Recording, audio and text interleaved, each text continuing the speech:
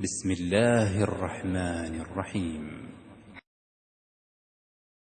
ومن أحسن قولا ممن دعا إلى الله وعمل صالحا وقال إنني من المسلمين. ولا تستوي الحسنة ولا السيئة ادفع بالتي هي أحسن فإذا الذي بينك وبينه عداوة كأنه ولي حميم. السلام عليكم ورحمة الله وبركاته.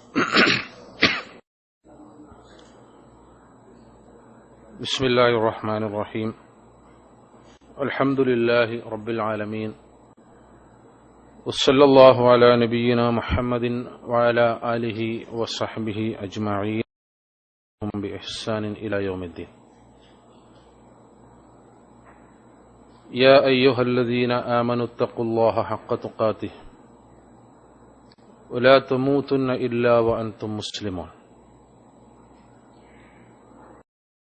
من الشيطان الرجيم. رب اشرح لي صدري ويسر لي أمري واحلل عقدة من لساني يفقهوا قولي.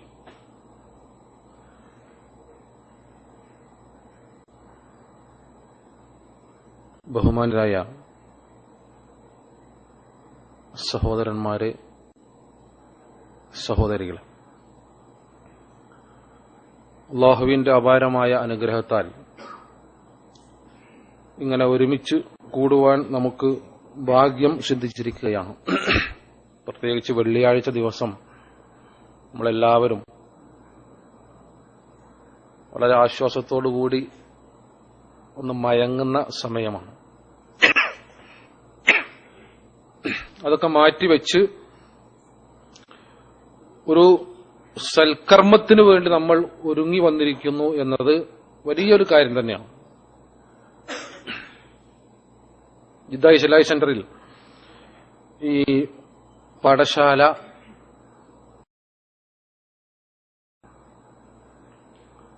പല വിഷയങ്ങൾ നമ്മൾ കഴിഞ്ഞ പാഠശാലകളിൽ ചർച്ച ചെയ്തിട്ടുണ്ട്.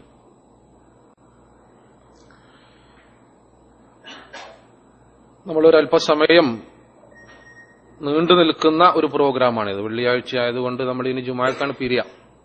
അപ്പൊ കഴിയുന്നതും മൊബൈലുകളൊക്കെ ഒന്ന് സൈലന്റ് ആക്കുക. വളരെ അനിവാര്യമായ വല്ല കോളുകൾ ഉണ്ടെങ്കിൽ അറ്റൻഡ് ചെയ്താൽ മതി. സദസ്സിൽ പരമാവധി ഇരിപ്പ് ഉറപ്പിക്കുക. ഒഴിച്ചുകൂടാനാകാത്ത കാര്യങ്ങളുണ്ടെങ്കിൽ എഴുന്നേറ്റാൽ മതി. മറ്റൊന്ന്, നമ്മുടെ നിയ്യത്ത് ശരിയാക്കുക. കാരണം നമ്മളോട് ചർച്ച ചെയ്യാൻ പോകുന്നത് വിശുദ്ധ ഖുർആനുമായി ബന്ധപ്പെട്ട പ്രവാചകൻ സല്ലല്ലാഹു അലൈഹി വസല്ലമയുടെ തിരുചര്യയുമായി ബന്ധപ്പെട്ട കാര്യങ്ങളാണ്. എന്ന് പറഞ്ഞാൽ മതമാണ്. അത്തരം കാര്യങ്ങൾ ചർച്ച ചെയ്യുന്ന ഒരു സദസ്സിൽ അള്ളാഹുവിന്റെ മാലാഖമാരുടെ സാന്നിധ്യം ഉണ്ടായിരിക്കും എന്ന് പ്രവാചകൻ സല്ലല്ലാഹു അലൈഹി വസല്ലമ നമ്മെ അറിയിച്ചിട്ടുണ്ട്. അത് അനുഗ്രഹത്തിന് അർഹമായ സദസ്സാണ് എന്നും അറിയിച്ചിട്ടുണ്ട്. അപ്പൊ ആ പ്രതിഫലം നമുക്ക് കിട്ടണം എന്ന ഒരു കരുതൽ നമ്മുടെ മനസ്സിൽ വേണം. ഇത്തരമൊരു പ്രോഗ്രാം സംഘടിപ്പിക്കുമ്പോൾ നമ്മുടെ മനസ്സിലേക്ക് വരാവുന്ന കുറെ മുൻധാരണകളുണ്ട്. പ്രത്യേകിച്ച് LCD ക്ലിപ്പ് സഹിതം എന്ന് പറയുമ്പോൾ തന്നെ നമ്മുടെ ഭൂമികയിൽ ഈ പ്രബോധന മേഖലയിൽ നിലനിൽക്കുന്ന ചില മുൻധാരണകളുണ്ട്. അത്തരം ധാരണകളോടുകൂടി നമ്മൾ ഇതിനെ ആദ്യമേ വിലയിരുത്തേണ്ടതില്ല. മുഴുവൻ സമയം നിങ്ങളുടെ ശ്രദ്ധ ഇതിലുണ്ടാകണമെന്ന് മാത്രമാണ് ആമുഖമായി എനിക്ക് അഭ്യർത്ഥിക്കുവാനുള്ളത്. സഹോദരന്മാരെ, നമ്മൾ എത്തിപ്പെട്ടിരിക്കുന്ന ആദർശം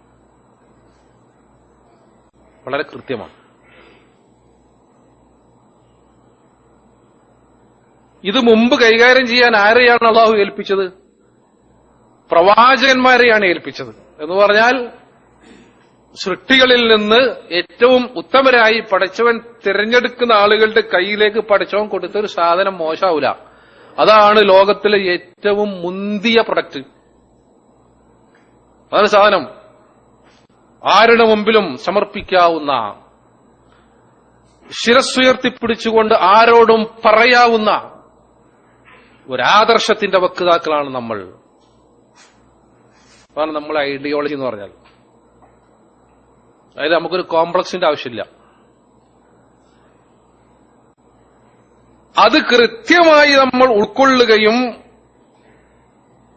സംശയമില്ലാതെ തുമ്മലം യർത്താബു എന്ന് പറഞ്ഞില്ലേ, പിന്നെ അതിലെ ശങ്കയില്ല, ഉറച്ചു കഴിഞ്ഞാൽ ഇന്നല്ലദീന ഖാലൂ റബ്ബുനല്ലാഹു സുമ്മ ഇസ്തഖാമു, ഇസ്തിഖാമത്ത് ഉറച്ചു നിൽക്കുക മഹോന്നതമാണ്. നബി സല്ലല്ലാഹു അലൈഹി വസല്ലമയും സ്വഹാബികളും മദീന പള്ളിയിലിരുന്ന് പല കാര്യങ്ങളും ചർച്ച ചെയ്യാറുണ്ട്. നമ്മളൊക്കെ കേട്ട ഒരു സംഭവം സാന്ദർഭികമായി സൂചിപ്പിക്കാൻ ഞാൻ ആഗ്രഹിക്കുകയാണ്. അവർ കണ്ട സ്വപ്നങ്ങളെ കുറിച്ച് അവർ ചർച്ച ചെയ്യും. നബി സല്ലല്ലാഹു അലൈഹി വസല്ലം പറഞ്ഞു, നിങ്ങൾ ആരെങ്കിലും ഇന്നലെ സ്വപ്നം കണ്ടോ? എനിക്ക് സ്വപ്ന ദർശനമുണ്ടായി. പ്രവാചകൻ പറയാം, ഞാൻ ആകാശലോകത്തേക്ക് കയറിപ്പോയി. ഓരോ ആകാശത്തിന്റെയും കവാടങ്ങൾ മുട്ടിയിട്ട് ഇങ്ങനെ പോവാണ്. അപ്പോൾ ചില സ്ഥലത്ത് പ്രവാചകന്മാരെ കാണുന്നു. ഒരു പ്രവാചകൻ ഇരിക്കുന്നു, അയാളുടെ കൂടെ, ആ പ്രവാചകന്റെ കൂടെ 2-3 ആളുകളേ ഉള്ളൂ. വേറൊരു പ്രവാചകൻ, ആരുമില്ല, ഒറ്റപ്പെട്ട ആളുകൾ മാത്രം. അതൊരു പാഠമുണ്ട്. എന്ന് വെച്ച് കഴിഞ്ഞാൽ എത്ര ആളുണ്ട് എന്നുള്ളത് എന്തല്ല വിഷയമല്ല, നമ്മുടെ വിശ്വാസം എന്ത് എന്നതാണ് പ്രധാനം. മുകളിലേക്ക് നോക്കാൻ പറഞ്ഞു എന്നോട്. ഞാൻ മുകളിലേക്ക് നോക്കി, വലിയ ഒരു സമൂഹത്തെ ഞാൻ കണ്ടു. നബി സല്ലല്ലാഹു അലൈഹി വസല്ലം പറയുകയാണ്, ഞാൻ വിചാരിച്ചു അതെന്റെ സമൂഹമാണെന്ന്. എന്നോട് പറയപ്പെട്ടു അത് മൂസാ നബി അലൈഹി സ്വലാമിന്റെ സമൂഹമാകുന്നു. പിന്നെയും കയറിപ്പോയി, ഞാൻ വീണ്ടും മുകളിലേക്ക് നോക്കി, കണ്ടെത്താ ദൂരം അതിനേക്കാൾ വലിയൊരു സമൂഹത്തെ കാണാണ്. അതെന്റെ സമൂഹമായിരുന്നു, എന്റെ സമുദായമാണ് എന്നോട് പറയപ്പെട്ടു. ബുഖാരിയും മുസ്ലിമും ഉദ്ധരിച്ച വളരെ സുദീർഘമായ ഒരു ഹദീസിന്റെ ആശയം ചുരുക്കി സൂചിപ്പിക്കുകയാണ് ഞാൻ. എന്നിട്ട് പ്രവാചകൻ പറഞ്ഞു, ഈ സമൂഹത്തിൽ നിന്ന് 70,000 ആളുകൾ യദ്ഖുലൂനൽ ജന്ന, അവർ സ്വർഗത്തിൽ പ്രവേശിക്കും, ബിഗൈരി ഹിസാബിൻ വലാ അദാബ്, അല്ലാഹുവിൽ നിന്നുള്ള യാതൊരു കറക്ക് ഇല്ലാതെ നേരെ സ്വർഗത്ത് കണ്ടുപോകുന്നു പറഞ്ഞിട്ട് നബി സല്ലല്ലാഹു അലൈഹി വസല്ലം അസാസ് പോയി നാം. അപ്പൊ സഹാബികൾ ഭയങ്കര ചർച്ച, ആരാണ് ഇവർ? ഈ മഹാഭാഗ്യവാന്മാരായ 70,000 ആളുകൾ ആരാണ്? പല ചർച്ചയും വന്നു. ചെറുപ്പത്തിൽ ജനിച്ച ഉടനെ മരിച്ച കുട്ടികളാണ്, ഇസ്ലാമിനു വേണ്ടി ജീവൻ ത്യജിച്ച ശുഹദാക്കളാണ്, പ്രവാചകന്മാരാണ്, ഉത്തമ നൂറ്റാണ്ടിൽ ജീവിക്കുന്ന ആളുകളാണ്. ഇങ്ങനെ പല ചർച്ചകളും നടന്നുകൊണ്ടിരിക്കുന്നതിനിടയിൽ നബി സല്ലല്ലാഹു അലൈഹി വസല്ലം തിരിച്ചു വന്നു. അപ്പൊ നിങ്ങൾ എന്തിനെ കുറിച്ചാണ് സംസാരിച്ചു കൊണ്ടിരിക്കുന്നത്? അവർ പറഞ്ഞു, നബിയെ നിങ്ങൾ ഇങ്ങനെ പറഞ്ഞല്ലോ, ആരാണവർ? ആരാണ് ഈ ഭാഗ്യവാന്മാർ? അറിയാനുള്ള ആകാംക്ഷ. അപ്പൊ നബി സല്ലല്ലാഹു അലൈഹി വസല്ലം പറഞ്ഞൊരു ഉത്തരമുണ്ട്, അത് ആദർശമാണ്. ആ പറയുന്നത് എന്താ അറിയോ? ഹുമുല്ലദീന ലാ യർഖൂന വലാ യസ്തർഖൂന വലാ യതതയ്യറൂൻ, മന്ത്രിക്കുകയോ മന്ത്രിപ്പിക്കുകയോ ലക്ഷണം നോക്കുകയോ ചെയ്യാത്ത ആളുകളാണെന്നാണ്. മന്ത്രം ഇസ്ലാമിലുണ്ട്. എന്റെ വിഷയവുമായി ബന്ധപ്പെട്ട് ക്ലിയർ ചെയ്യേണ്ട ഒരു ഭാഗം ആയതുകൊണ്ട് പറയാം. ഇസ്ലാമിൽ മന്ത്രമുണ്ട്, നമ്മൾ മന്ത്രത്തിനെതിരല്ല. നമ്മൾ രാത്രി കിടന്നിറങ്ങുമ്പോൾ നമ്മൾ സൂറത്തുൽ ഇഖ്ലാസ്, മുഅവ്വദത്തൈനി, ആയത്തുൽ കുർസി, ആമന റസൂലൊക്കെ ഓതിയിട്ട് നമ്മൾ കയ്യിൽ ഊതുന്നു. നബി സല്ലല്ലാഹു അലൈഹി വസല്ലം പറഞ്ഞു, നിങ്ങളുടെ കൈ കൊണ്ട് എവിടെയൊക്കെ തടവാൻ പറ്റുമോ അവിടെയൊക്കെ തടവിക്കോളി. മന്ത്രമാണത്, ശിഫയാണ്, അതുണ്ട്. ദുർമന്ത്രങ്ങളില്ല. മന്ത്രിക്കാൻ വേറെ അടുത്ത് പോവുക, ദുർമന്ത്രങ്ങൾ നടത്തുക, ഇങ്ങനെ ലക്ഷണം നോക്കുക, അതില്ല, അത് നടത്താത്ത ആളുകൾ. എന്നിട്ട് പ്രവാചകൻ പറഞ്ഞു, വഅലാ റബ്ബിഹിം യതവക്കലൂൻ, അവർ അവരുടെ റബ്ബിൽ തവക്കുലാക്കുന്ന ആളുകളാകുന്നു നാം. എന്ന് പറഞ്ഞാൽ ജീവിതത്തിലെ എല്ലാ വിഷയങ്ങളും അള്ളാഹുവിൽ ഭരമേൽപ്പിക്കുന്ന ആളുകളാന്ന് പറഞ്ഞാൽ ഒരു കുലുക്കവുമില്ലാത്ത വിശ്വാസത്തിന്റെയും ആദർശത്തിന്റെയും വക്താക്കളാകുന്നു. ഫഇദാ അസംത ഫതവക്കൽ അലല്ലാഹ്. നീ ഒരു കാര്യം തീരുമാനിച്ചുറപ്പിച്ചാൽ പടച്ചവന് തവക്കുലായിക്കോ.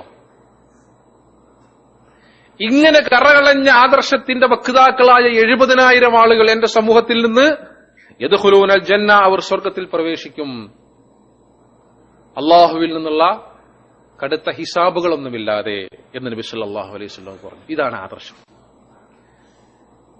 ഒരടിമയുടെ കാൽപാദം അള്ളാഹുവിന്റെ മഹ്ശറിൽ വെച്ചുകൊണ്ട് മുന്നോട്ട് ചലിക്കുകയില്ല ഇന്ന ഇന്ന കാര്യങ്ങളെക്കുറിച്ച് ചോദിച്ചുകൊണ്ടല്ലാതെ എന്ന് പറഞ്ഞിട്ടുണ്ടല്ലോ. ആ വിഷയത്തിലാണ് ഈ ഇളവ് കൊടുക്കുന്നത്. വിചാരണ വളരെ ഗൗരവമേറിയ ഒരു സംഗതിയാണ് പരലോകത്ത് നടക്കുന്നത്. അപ്പൊ ഞാൻ സൂചിപ്പിച്ചത് ആദർശം വളരെ മഹോന്നതമാണ്. നമുക്ക് ലഭിച്ചിരിക്കുന്ന ആദർശം ഏറെ വിലപ്പെട്ടതാണ്. പല ഇൻവെസ്റ്റ്മെന്റുകളും നമ്മൾ നടത്താറുണ്ട്.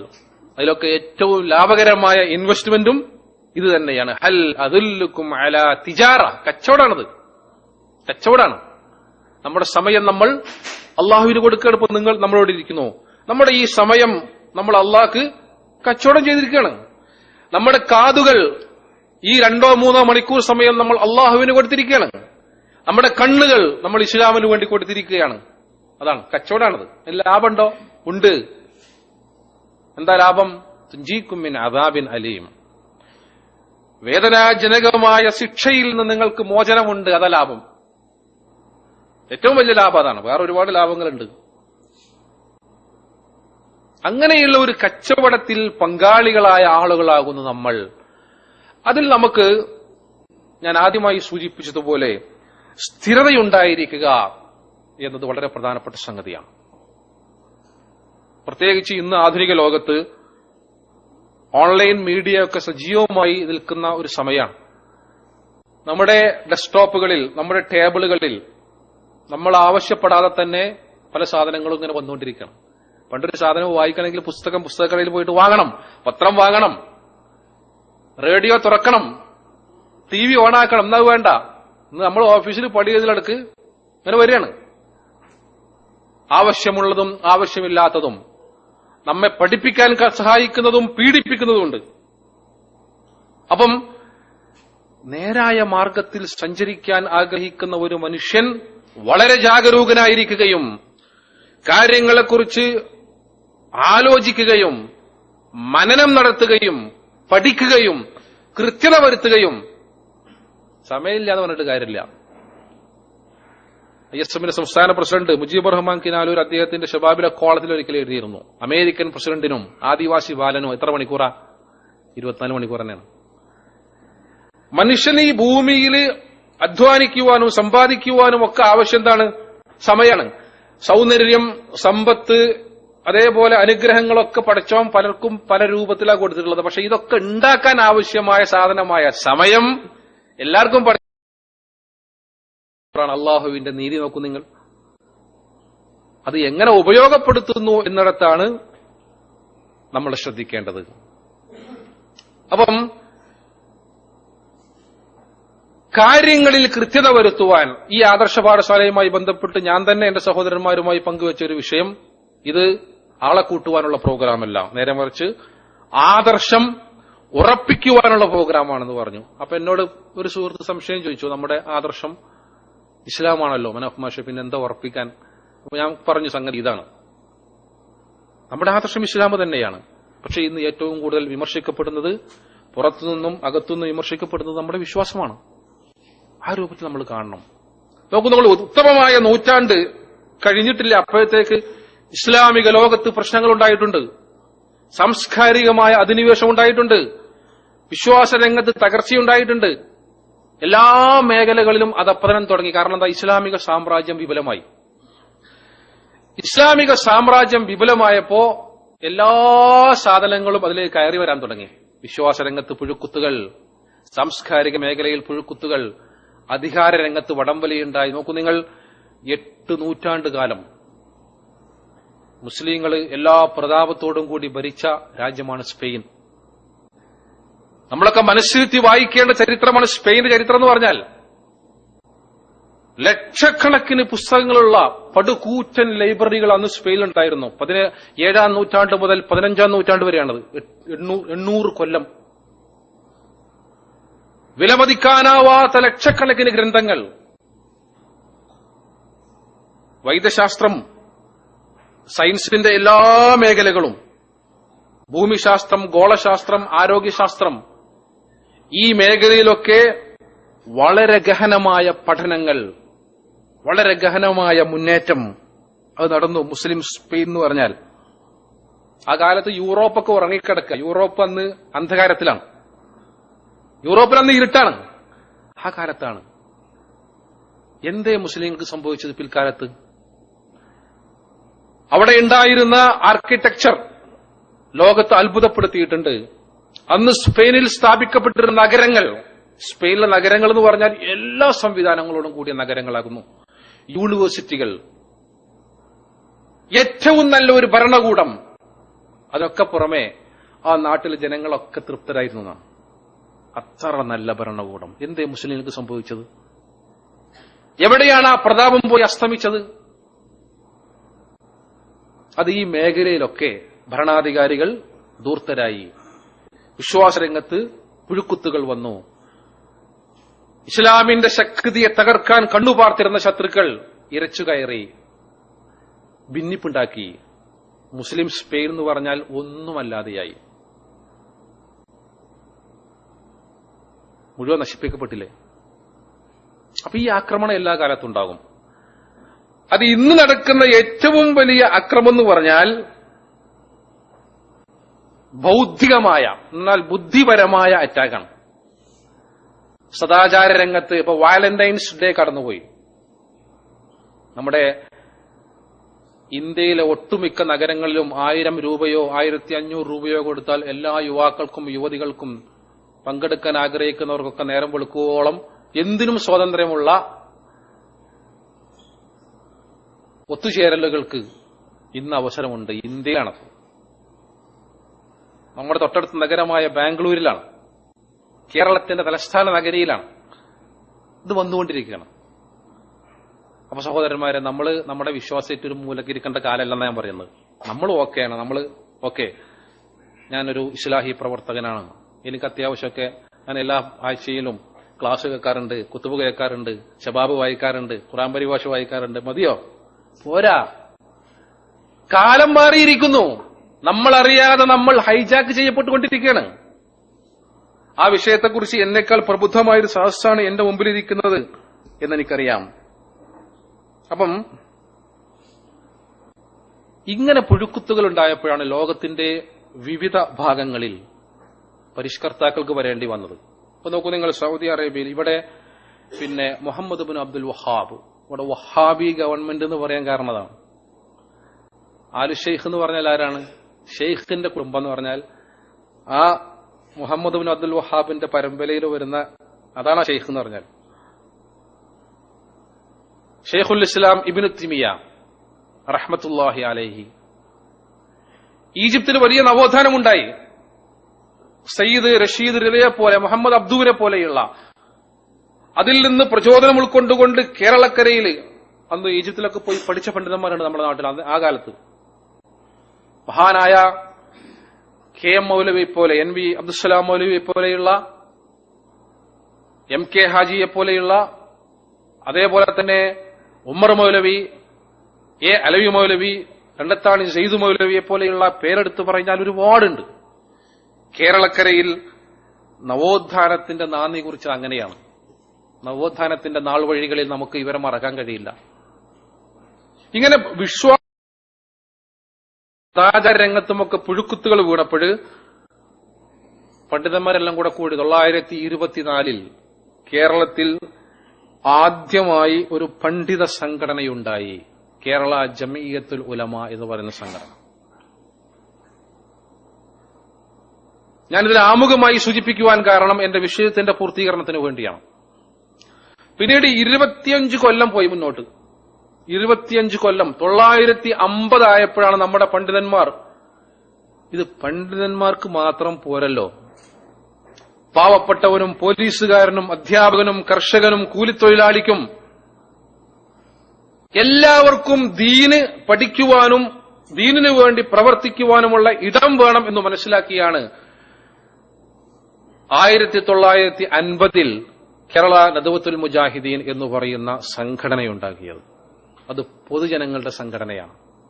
അതുവരെ കേരള ജംഇയ്യത്തുൽ ഉലമ മാത്രമേ ഉള്ളൂ. പിന്നെയും ഒരു 16 കൊല്ലം മുന്നോട്ട് പോയി. 966 നമ്മുടെ പണ്ഡിതന്മാർ അവിടെ നിർത്തിയില്ല. അവർ തീരുമാനിച്ചു, യുവാക്കൾ എന്ന് പറഞ്ഞാൽ ഒരു ആദർശത്തിന്റെ ചാലക ശക്തിയാണ്. അതുകൊണ്ട് യുവാക്കൾക്ക് പ്രവർത്തന രംഗത്തേക്ക് കടന്നു വരുവാൻ അവർക്കൊരു കൂട്ടായ്മ വേണം. ഇത്തിഹാദ് ശുബ്ബാനുൽ മുജാഹിദീൻ എന്ന് പറയുന്ന ഇസ്ലാഹി പ്രസ്ഥാനത്തിന്റെ യുവജന വിഭാഗം രൂപം കൊടുത്തു. പിന്നെയും പോയി 5 വർഷത്തോളം നമ്മുടെ പണ്ഡിതന്മാർ തീരുമാനിച്ചു, നമ്മുടെ വിദ്യാർത്ഥികൾ ക്യാമ്പസുകളിൽ നമ്മുടെ വിദ്യാർത്ഥികളുടെ വിശ്വാസം ചൂഷണം ചെയ്യപ്പെടുന്നു. 1971 മുജാഹിദ് സ്റ്റുഡൻസ് മൂവ്മെന്റ് എന്ന് പറയുന്ന വിദ്യാർത്ഥി സംഘടനയുണ്ടാക്കി. 1980 MSM നടത്തിയ ഒരു ക്യാമ്പയിന്റെ ക്യാപ്ഷൻ തന്നെ ശാസ്ത്രം ദൈവത്തിലേക്ക് എന്നായിരുന്നു. ശാസ്ത്രം ദൈവത്തിലേക്ക് എന്നതിന്റെ ക്യാപ്ഷൻ തീരുമാനിക്കാനുള്ള കാരണം ഈ ശാസ്ത്രത്തിന്റെ പേരിൽ മതനിരാസവും ഭൗതികവാദവും ഒക്കെ വല്ലാതെ ഇമ്പോർട്ട് ചെയ്യുന്ന ഒരു കാലഘട്ടമായിരുന്നു. അങ്ങനെ വളരെ കാച്ചിങ് ആയ ഒരു ക്യാപ്ഷൻ. അങ്ങനെ MSM മുന്നോട്ട് പോയി. അപ്പൊ നമ്മുടെ പാതിയായ നമ്മുടെ ഈ പരിപാടിക്ക് നമ്മുടെ സ്ത്രീകൾ ഇവിടെ സന്നിഹിതരാണ്. അവർക്ക് വേണ്ടി ഒരു സംഘടന വേണം. അങ്ങനെ 1987 ആയപ്പോൾ മുസ്ലിം ഗേൾസ് ആൻഡ് വിമൻസ് മൂവ്മെന്റ് എന്ന് പറയുന്ന MGM എന്ന് പറയുന്ന സംഘടന ഉണ്ടായി. സ്ത്രീകൾക്ക് ഒരുമിച്ച്. പിന്നെയും നമ്മൾ പോയിട്ട് അതിനൊരു സ്റ്റുഡൻസ് വിങ്ങും ഉണ്ടാക്കി. നോക്കൂ, നിങ്ങൾ ഇങ്ങനെ പടർന്ന് പന്തലിച്ചു നിൽക്കുന്ന മരമായി കേരളക്കരയിൽ ഇസ്ലാഹി പ്രസ്ഥാനം മുന്നോട്ട് പോവുകയാണ്. അതിന് പണ്ഡിത സഭയുണ്ട്, പൊതുജനങ്ങൾക്ക് വേണ്ടിയുള്ള ഘടകമുണ്ട്, യുവജന വിഭാഗമുണ്ട്, വിദ്യാർത്ഥി വിഭാഗമുണ്ട്, സ്ത്രീകൾക്ക് ഒരുമിക്കുക. ഇതൊക്കെ എന്തിനു വേണ്ടിയാ? ഇതൊക്കെ പ്രധാനമായും 2 കാര്യങ്ങൾക്ക് വേണ്ടിയാണ്. ഒന്ന്, സ്വയം വിമലീകരിക്കപ്പെടാൻ, സ്വയം ശുദ്ധീകരിക്കപ്പെടാൻ. സംഘടന എന്ന് പറഞ്ഞാൽ അതൊരു പ്ലാറ്റ്ഫോമാണ്, ഒരു പ്ലാറ്റ്ഫോം. അതിനകത്ത് നിൽക്കുന്ന ഒരാൾക്ക് എന്തും ചെയ്യാൻ പറ്റില്ല, എന്തും പറയാൻ കഴിയില്ല, എങ്ങോട്ടും നോക്കാൻ കഴിയില്ല. അവിടെ കഴിഞ്ഞ ആഴ്ച അമ്മൂട്ടി മദീനയുടെ വിഷയം തന്നെ സംഘടന എന്തിനായിരുന്നു എന്ന ഒരു വിഷയം തന്നെ ഇവിടെ അവതരിപ്പിക്കപ്പെട്ടിട്ടുണ്ട്. അതിൽ വിശദമായി പരാമർശിച്ചിട്ടുണ്ടാകും സംഘടനയുടെ പ്രാധാന്യം, ഒരു സംഘത്തിന്റെ പ്രാധാന്യം, ശൂറ പ്രത്യേകത. 2 കാര്യങ്ങളുണ്ട്. ഒന്ന് തസ്കിയത്താണ്. തസ്കിയത്ത്, ഖദ് അഫ്ലഹ മൻ സക്കാഹ. ഇതിനെ സംസ്കരിച്ചവനാണ് വിജയിക്കുക. ഖദ് ഖാബ മൻ ദസ്സാഹ. അതിനെ മലീമസമാക്കിയവൻ പരാജയപ്പെട്ടു. ഏതാണത്? മനസ്സാണ്. അതിവിടെയാണ്. രണ്ടാമത് തർബിയത്താണ്. സ്വയം സംസ്കരിക്കപ്പെടുന്നതോടുകൂടി തന്നെ സമൂഹത്തിൽ ഒരു മനുഷ്യൻ എങ്ങനെ ജീവിക്കണമെന്ന് അവനെ വളർത്തിക്കൊണ്ടുവരുന്ന പരിചരണം അവന് കൊടുക്കണം.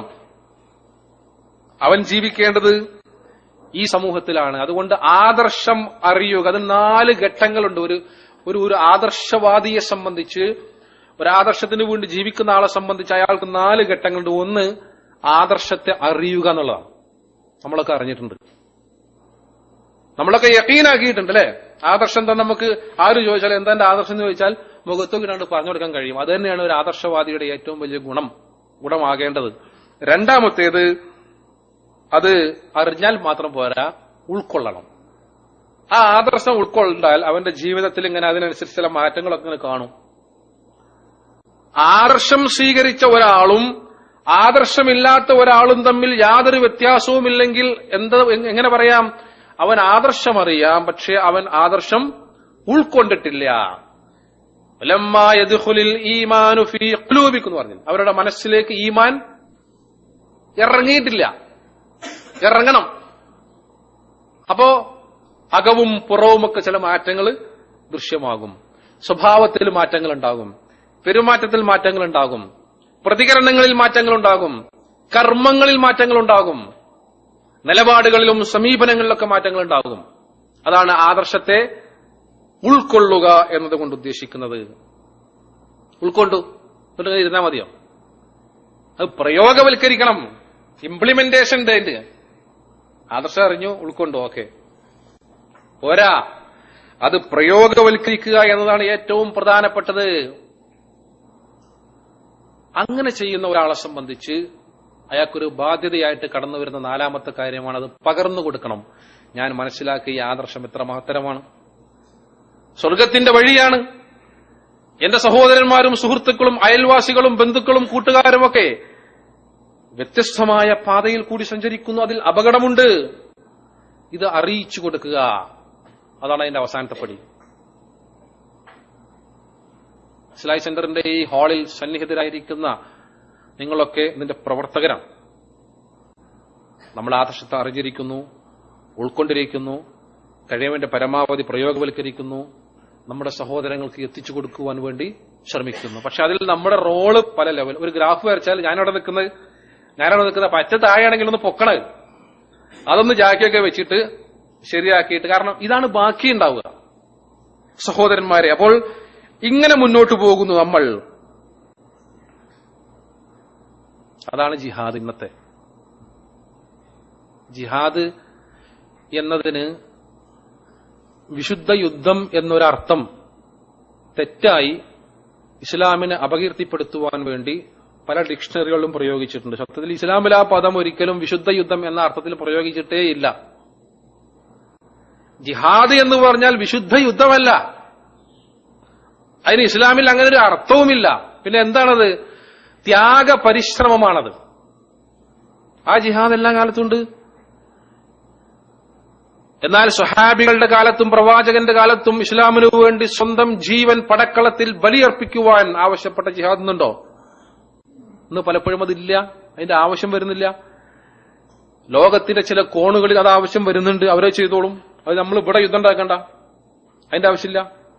നമ്മൾ യുദ്ധമുണ്ടാക്കേണ്ടത് ആദ്യം നമ്മുടെ മനസ്സിലാണ്. നബി സല്ലല്ലാഹു അലൈഹി വസല്ലമ റോമ സൈന്യവുമായി ഏറ്റുമുട്ടാൻ പറഞ്ഞേക്കാണ് സഹാബികളെ. മദീനയിൽ മുഅ്ത യുദ്ധം നമ്മൾ മനസ്സിരുത്തി വായിക്കേണ്ട ഒരു അധ്യായമാണ് ഇസ്ലാമിക ചരിത്രത്തിൽ.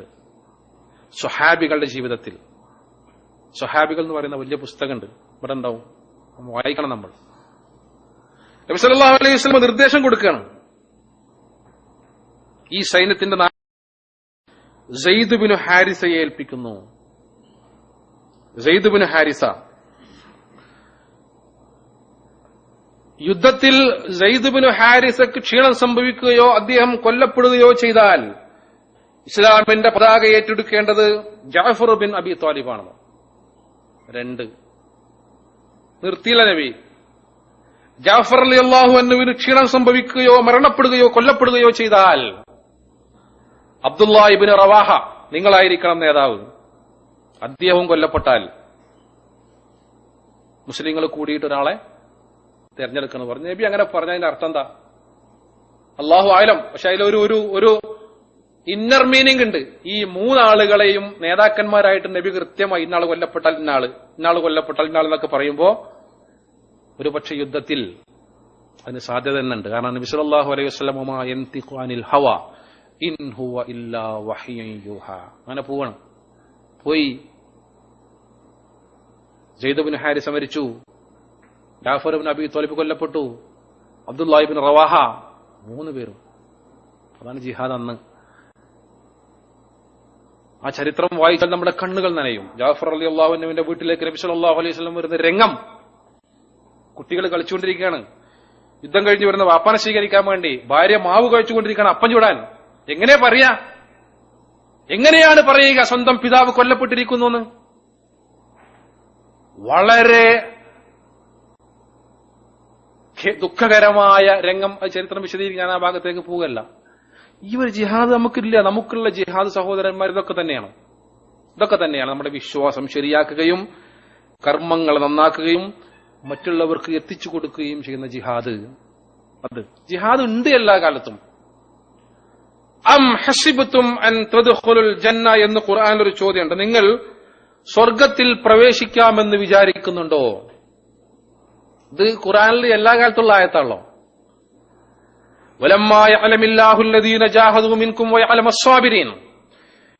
നിങ്ങളിൽ നിന്ന് ജിഹാദ് ചെയ്യുന്നവർ ആരാണ്, ക്ഷമ കൈക്കൊള്ളുന്നവർ ആരാണ് എന്ന് നമ്മൾ ശരിക്കും മനസ്സിലാക്കുന്നത് വരെ വെറുതെ അങ്ങോട്ട് സ്വർഗത്ത് പോകാൻ ഞങ്ങൾ വിചാരിക്കുന്നത് എന്നുള്ള ഖുർആന്റെ ഈ ചോദ്യം എല്ലാ കാലത്തും ഉണ്ട് എന്ന് പറഞ്ഞാൽ എന്താ അർത്ഥം? എന്താ അതിന് വേറെ മായന? എല്ലാ കാലത്തും. പക്ഷേ ജാഫർ റളിയല്ലാഹു അൻഹുവിനെ പോലെ, അബ്ദുല്ലാഹിബ്നു റവാഹയെ പോലെ ജീവൻ പടക്കളത്തിൽ ത്യജിക്കേണ്ട സാഹചര്യം ഇന്ന് നമുക്കില്ല. പക്ഷേ നമ്മുടെ സമയം, നമ്മുടെ സമ്പത്ത്, നമ്മുടെ ചിന്ത, നമ്മുടെ നാവ്, നമ്മുടെ പേന ഒക്കെ ഇസ്ലാമിന് വേണ്ടി ത്യജിക്കുവാൻ നമുക്ക് സാധിക്കും. അതാണ് യാ അയ്യുഹല്ലദീന ആമനൂ ഹൽ അദുല്ലുക്കും അലാ തിജാറത്തിൻ തുൻജീകും മിൻ അദാബിൻ അലീം തുഅ്മിനൂന ബില്ലാഹി വറസൂലിഹി വതുജാഹിദൂന ഫീ സബീലില്ലാഹി ബിഅംവാലിക്കും വഅൻഫുസിക്കും. നമ്മളൊക്കെ ഓതി നമ്മുടെ മനസ്സിൽ പതിഞ്ഞ ഒരു ആയത്താണ്. ആ ആയത്തിന്റെ വ്യാഖ്യാനം പറഞ്ഞാൽ തീരില്ല. നമ്മുടെ ജീവിതവുമായി ഇഴകിച്ചേർന്നിരിക്കുന്ന ഒരായത്താണ്. അപ്പൊ അതിനു വേണ്ടിയാണ് നമ്മൾ ഒരു ആദർശത്തിന്റെ വക്താക്കളായത്. അതിനുവേണ്ടിയാണ് നമ്മുടെ പൂർവികരായ ആളുകൾ ഒരു പ്രാസ്ഥാനികമായ മുന്നേറ്റമുണ്ടാക്കിയത്, നവോത്ഥാനമുണ്ടാക്കിയത്. അപ്പൊ നമ്മൾ രണ്ട് കാര്യങ്ങൾ ഇവിടെ കമ്പയർ ചെയ്യേണ്ടതുണ്ട്. ഒന്ന്, കേരളത്തിൽ ഒരുപാട് പ്രസ്ഥാനങ്ങളുണ്ട്. അപ്പൊ നമ്മൾ കമ്പയർ ചെയ്യേണ്ട ഒരു പ്രസ്ഥാനം എന്ന് പറഞ്ഞാൽ ജമാഅത്തെ ഇസ്ലാമിയുടെ സഹോദരന്മാരാണ്. മറ്റൊന്ന് ഇവിടുത്തെ സമസ്ത എന്ന് പറയുന്ന സംഘടനയിൽ അണിനിരക്കുന്ന സാധാരണ നമ്മൾ സുന്നികൾ എന്ന് വിളിക്കുന്ന സഹോദരന്മാരാണ്. ഇവരും നമ്മളും തമ്മിൽ എന്താണ് അടിസ്ഥാനപരമായ വ്യത്യാസം? രണ്ട് വാക്കുകളിൽ മാത്രം ഞാൻ ചുരുക്കി പറയാം. ഒന്ന്, സുന്നി സഹോദരന്മാരുടെ വിശ്വാസത്തെക്കുറിച്ച് ഞാൻ നീട്ടി സംസാരിക്കേണ്ട ആവശ്യമില്ലെന്ന് നമുക്കറിയാം. ഇസ്ലാം പരിചയപ്പെടുത്തുന്ന ശുദ്ധമായ തൗഹീദിൽ അവർക്ക് വൈകല്യം സംഭവിച്ചിരിക്കുന്നു എന്നതൊരു സത്യമാണ്. മരണപ്പെട്ടു പോയ ആളുകളോട് അള്ളാഹു കൊടുത്ത കഴിവിൽ നിന്ന് സഹായം ചോദിക്കാം, അവർക്ക് സഹായിക്കാൻ കഴിയും എന്ന് പറഞ്ഞാൽ തന്നെ പിന്നെ ബാക്കി വിശദീകരിക്കേണ്ട ആവശ്യമില്ല. ഖുൽ ലാ യഅലമു മൻ ഫിസ് സമാവാതി വൽ അർളിൽ ഗൈബ ഇല്ലല്ലാഹ്. ആകാശങ്ങളിലും ഭൂമിയിലുമുള്ള മറഞ്ഞ കാര്യങ്ങൾ അള്ളാഹുവിനല്ലാതെ അറിയുകയില്ല. ഗൈബിയായ കാര്യമാണത്. അവർ വേറെ ലോകത്താണ്. നമ്മുടെ കാര്യങ്ങൾ അറിയാൻ അവർക്ക് സാധിക്കുകയില്ല. ഖുർആന്റെ വ്യക്തമായ കൽപ്പനയ്ക്കെതിരായ ആദർശമാണ്. ജമാഅത്തെ ഇസ്ലാമി സഹോദരന്മാരുമായി നമ്മൾ വേറിട്ട് നിൽക്കുന്ന ഏറ്റവും പ്രധാന പോയിന്റ്,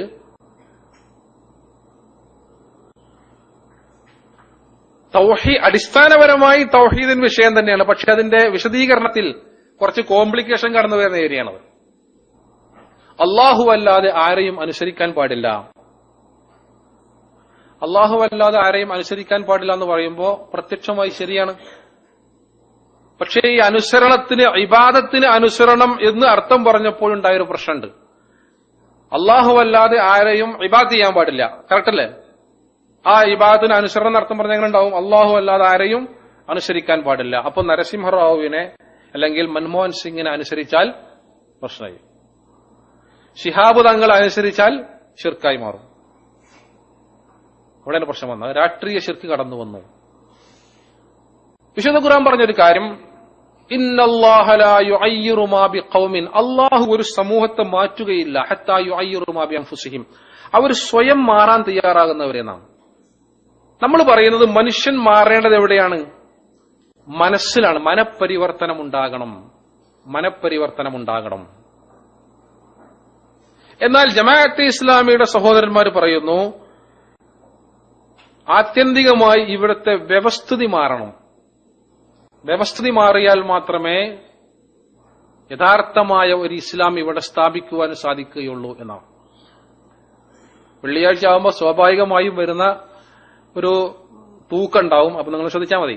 ഞാൻ എന്റെ സംസാരം അല്പസമയം കൊണ്ട് നിർത്തും, പിന്നെ നമ്മൾ ആക്ടിവിറ്റിയിലേക്ക് പോകും കേട്ടോ. പിന്നെ അതിനവർ കൊടുത്ത പേര് ഹുക്കൂമത്തെ ഇലാഹി എന്നാണ് ആദ്യം കൊടുത്തത്. ഹുക്കൂമത്തെ ഇലാഹി എന്ന് പറഞ്ഞാൽ ഇലാഹിന്റെ ഭരണകൂടം, അള്ളാഹുവിന്റെ ഭരണകൂടം എന്നാണ്. ഭൂമിയിൽ ഭരണമില്ലാത്ത ദീൻ എന്ന് പറഞ്ഞാൽ അത് ഏതുപോലെയാണ്? സ്ഥാപിക്കപ്പെടാത്ത വീട് പോലെയാകുന്നു. സ്ഥാപിക്കപ്പെടാത്ത വീട് പോലെയാകുന്നു. സ്ഥാപിക്കാത്തൊരു വീട് പിന്നെ ഭൂമിന്റെ മുകളിൽ ഞാനിങ്ങനെ ഒരു സ്വപ്നം കാണാണ്. ഒരു 4 ബെഡ്റൂം, 2 ബാത്ത് അറ്റാച്ച്ഡ്, വലിയൊരു sitting hall, kitchen, dining room എന്നൊക്കെ ഞാൻ സ്വപ്നം കണ്ടാൽ സ്ഥാപിക്കാത്ത വീടാണ്. പക്ഷെ ആ വീട് ഭൂമിയിലുണ്ടോ? ഇതേപോലെയാകുന്നു ഭരണമില്ലാത്ത ദീൻ എന്ന് പറഞ്ഞാൽ അതിന്റെ അർത്ഥം എന്താ? ഇപ്പൊ ദീന് ഭൂമിയിൽ ഇല്ലാന്നതിന്റെ അർത്ഥം. അപ്പൊ ഭരണമാറ്റത്തിലൂടെയാണ് യഥാർത്ഥത്തിൽ ദീൻ സ്ഥാപിക്കുവാൻ സാധിക്കുക. ഹുക്കൂമത്തെ ഇലാഹി എന്ന ആദർശം ഇന്ത്യയുടെ സാഹചര്യത്തിൽ വലിയ പ്രശ്നമുണ്ടാക്കി. കാരണം RSSകാർ പറയുന്ന ഹൈന്ദവ രാജ്യം എന്നതിന് ഏതാണ്ട് സമാനമായ ഒരു മുദ്രാവാക്യമാണ് അത് എന്ന് പലരും ആരോപിച്ചു. അപ്പൊ ജമാഅത്തെ ഇസ്ലാമിയുടെ സഹോദരന്മാര് അതിന്റെ ടോണ് മാറ്റിയിട്ട് ഇഖാമത്തുദ്ദീൻ എന്നാക്കി മാറ്റി. ഇഖാമത്തുദ്ദീൻ എന്ന് പറഞ്ഞാൽ എന്താ? അതുകൊണ്ട് അവരർത്ഥമാക്കുന്നത് ദീൻ സംസ്ഥാപിക്കുക എന്നാണ്. എന്ന് പറഞ്ഞാൽ ആത്യന്തികമായി ഭരണം കിട്ടുക എന്നത് തന്നെയാണ്. ഭരണമാറ്റത്തിന് വേണ്ടി പരിശ്രമിക്കണം എന്ന് പറഞ്ഞാൽ അവർ വേറൊരു കാര്യം ചെയ്യുന്നില്ല എന്നല്ല, അങ്ങനെ വിമർശിക്കല്ല. നമ്മൾ അടിസ്ഥാന വ്യത്യാസം പറയുന്നത്. നോക്കൂ നിങ്ങൾ, ഇഖാമത്തുദ്ദീൻ എന്ന് പറയുന്ന വാക്കിന്റെ ശരിയായ അർത്ഥം ദീൻ സംസ്ഥാപിക്കുക എന്നതാണ്. പക്ഷെ എന്താണ് ഇഖാമത്ത്? അതിന് വിശുദ്ധ ഖുർആനിൽ ഏറ്റവും നല്ലൊരു തെളിവുണ്ട്. ഞാൻ തന്നെ നമ്മുടെ ഈ ഓഡിറ്റോറിയത്തിൽ ഒരിക്കൽ പറഞ്ഞിട്ടുണ്ടെന്ന് എനിക്ക് സംശയമുണ്ട്. പക്ഷെ ഈ ആദർശ മൂസാ നബി അലൈഹിസ്സലാമും ഖിദർ അലൈഹിസ്സലാമും കൂടെ പോകുമ്പോ അവർ രണ്ടുപേരും ഒരു നാട്ടിലെത്തി.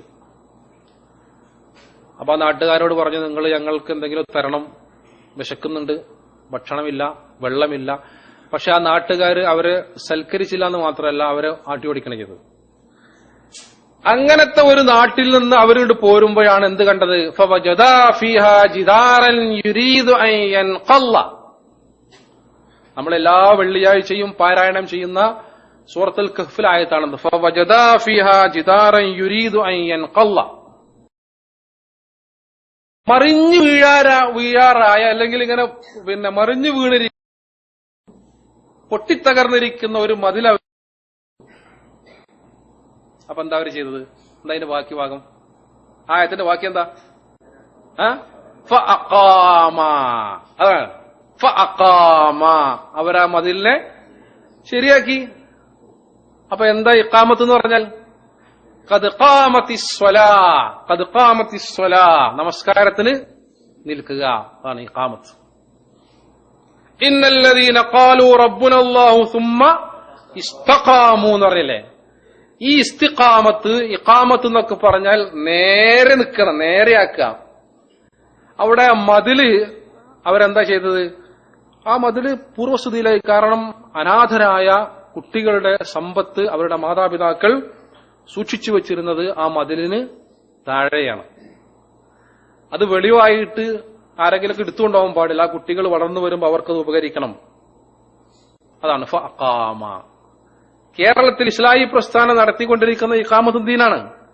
പക്ഷേ ഇഖാമത്തുദ്ദീൻ എന്നതിൽ ജമാഅത്ത് സുഹൃത്തുക്കളുടെ വീക്ഷണകോണിൽ മാറ്റമുണ്ട്. നമ്മൾ എന്താ ചെയ്യുന്നത്? ദീനാകെ പൊട്ടിപ്പൊളിഞ്ഞു കിടക്കണം. ഇവിടെ ദീനിന്റെ ചുമരുകൾക്ക് വിള്ളൽ സംഭവിച്ചിരിക്കുന്നു, വിശ്വാസങ്ങളിൽ കറ വീണിരിക്കുന്നു. സമൂഹം ആ മേഖലയിൽ ഒരുപാട് പിറകോട്ട് പോയിരിക്കുന്നു എന്ന് പറഞ്ഞാൽ ശരിയാക്കണം. അതിനെന്ത് ചെയ്യണം? അതിനെ തട്ടി ശരിയാക്കി വെള്ളവും മണ്ണൊക്കെ ചേർത്ത് കുഴച്ച് വേണ്ടടുത്ത് കല്ലൊക്കെ വെച്ച് സിമന്റൊക്കെ ഇട്ട് എന്ത് ചെയ്യണം? ഇഖാമത്ത് നടത്തണം. അതാണ് നമ്മൾ നടത്തുന്നത് ഇഖാമത്തുദ്ദീൻ എന്ന് പറഞ്ഞാൽ. പക്ഷെ ഇതെങ്ങനെ നടത്തണം? ഇത് ഭരണകൂടം മാറിയിട്ട് എല്ലാവരും മാറ്റാൻ കഴിയോ? ഏറ്റവും നല്ലൊരു എക്സാമ്പിൾ നമ്മൾ എപ്പോഴും പറയാറുള്ളത് സ്ത്രീധനമാണ്. സ്ത്രീധനം ഇന്ത്യയിൽ നിയമം മൂലം നിരോധിച്ചിട്ട് പതിറ്റാണ്ടുകളായി. പക്ഷെ ഞാൻ സ്ത്രീധനം വാങ്ങിയാൽ എന്നെ അറസ്റ്റ് ചെയ്യും, എന്നെ ജയിലിൽ കൊണ്ടുപോയിട്ടെന്ന് പറഞ്ഞിട്ട് സ്ത്രീധനം വാങ്ങാത്ത ആരെങ്കിലും നിങ്ങൾ കണ്ടിട്ടുണ്ടോ? ഉണ്ടോ? നിയമം മാറിയാണ്, പക്ഷേ ആൾക്കാർ മാറുന്നില്ല. പക്ഷേ സ്ത്രീധനം വാങ്ങുന്നത് കൊണ്ടുണ്ടാകുന്ന സാമൂഹികവും കുടുംബപരവും ഭൗതികവും പാരത്രികവുമായ ദോഷങ്ങളെക്കുറിച്ച്, അതിന്റെ ദോഷവശങ്ങളെക്കുറിച്ച് മുജാഹിദ് പള്ളികളിൽ നിന്ന് ഖുത്ബ കേട്ടിട്ട് സ്ത്രീധനം വാങ്ങാത്ത എത്ര ആൾ ഈ സാസിലുണ്ട് അല്ലേ? ഇതിന് സ്ത്രീധനം വാങ്ങാതെ കല്യാണം കഴിച്ച ഒരുപാട് ആൾക്കാരുണ്ടല്ലോ. ബഹുഭൂരിഭാഗം അങ്ങനെ തന്നെ ആയിരിക്കും. ചിലപ്പോൾ അതിനെക്കുറിച്ച് ബോധ്യമില്ലാത്ത കാലത്ത് ഒരുപക്ഷെ വാങ്ങിയിട്ടുണ്ടെങ്കിൽ അതിന് പരിഹാരമാണ്, തിരിച്ചു കൊടുത്താൽ മതി. മുസ്തഫാക്ക് മറുപടി വളരെ കറക്റ്റാണ്, തിരിച്ചു കൊടുത്താൽ മതി എന്നാണ് പരിഹാരമുണ്ട്. ഞാൻ വാങ്ങിപ്പോയാലോ എന്താ ചെയ്യേണ്ടതാണ് ചോദിക്കണ്ട. എങ്ങനെ പൊരുത്തപ്പെടിക്കും ചെയ്യാന്ന്. അത് ബാക്കി കാര്യങ്ങൾ നിങ്ങൾ മദനീയമായിട്ട് ചർച്ച ചെയ്യാം. ഞാൻ അതിന്റെ മസലയിലേക്ക് കടക്കുന്നില്ല. പക്ഷെ ഒരു പിതാവ് തന്റെ കുഞ്ഞിന് സ്ത്രീധനം ഒരു സമ്മാനമായി കൊടുക്കുന്നുണ്ടെങ്കിൽ, ഇപ്പൊ എന്റെ കുട്ടിനെ ഞാൻ കല്യാണം കഴിക്കുന്നു, അവൾക്ക് ഞാൻ എന്തെങ്കിലും സമ്മാനമായി കൊടുക്കും, അത് എല്ലാ മക്കൾക്കും കൊടുക്കുന്നതാണ്. ഒരു കുട്ടിക്ക് മാത്രമായിട്ട് കൊടുക്കുമ്പോഴാണ് ഇവിടെ പ്രശ്നം വരുന്നത്.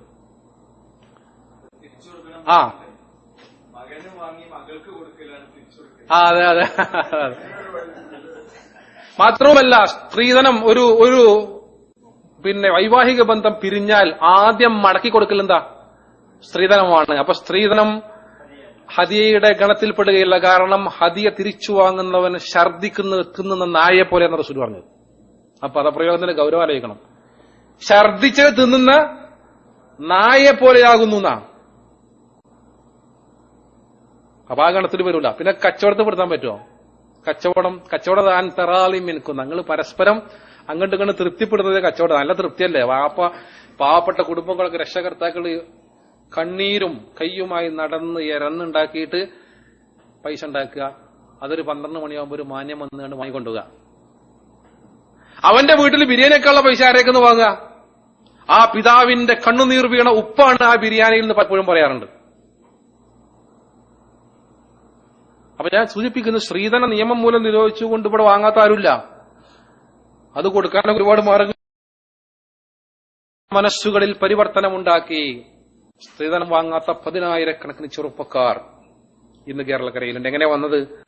മനപരിവർത്തനമാണ്. ഇന്നല്ലാഹ ലാ യുഗയ്യിറു മാ ബിഖൗമിൻ ഹത്താ യുഗയ്യിറു മാ ബിഅൻഫുസിഹിം. സ്വയം പരിവർത്തനത്തിന് വിധേയമാകാത്ത ഒരു സമൂഹത്തെ അള്ളാഹു മാറ്റി പ്രതിഷ്ഠിക്കുകയില്ല എന്നാണ്. ഈ ഒരു ലക്ഷ്യം മുന്നിൽ വെച്ചുകൊണ്ടാണ് നമ്മുടെ നവോത്ഥാന നായകന്മാർ രംഗത്ത് വന്നത്. അവര് ഇനി ഈ വിഷയത്തിന്റെ രണ്ടാമത്തെ ഭാഗത്തേക്ക് പ്രവേശിക്കുകയാണ് ഞാൻ. അവർ ഈ സമൂഹത്തിൽ ജീവിച്ച ആളുകളാണ്.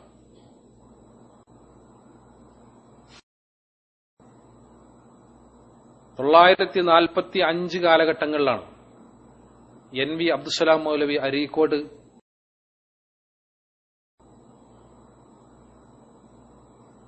എത്ര കൊല്ലം മുമ്പാ കേരളത്തിലെ ഇസ്ലാമിക നവോത്ഥാനത്തിന്റെ ഒരു കേന്ദ്രം എന്ന് പറയുമ്പോൾ ആദ്യം കാണിക്കാനുള്ള സ്ഥലമാണ് അരീക്കോട്.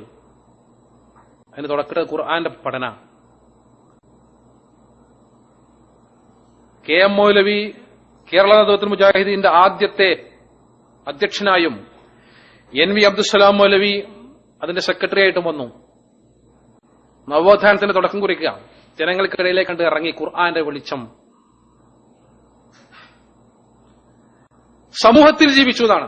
നോക്കൂ, നിങ്ങൾ തിരൂരങ്ങാടിയിൽ MK ഹാജി, അവിടെ തിരുരങ്ങാടിയിലൊരു പള്ളിക്ക് തറക്കല്ലിടാൻ വേണ്ടി വിളിച്ച ആരാ അറിയോ? അന്ന് സയ്യിദ് അബ്ദുറഹ്മാൻ ബാഫക്കി തങ്ങളാണ് ആ പള്ളിക്ക് തറക്കല്ലിട്ട്.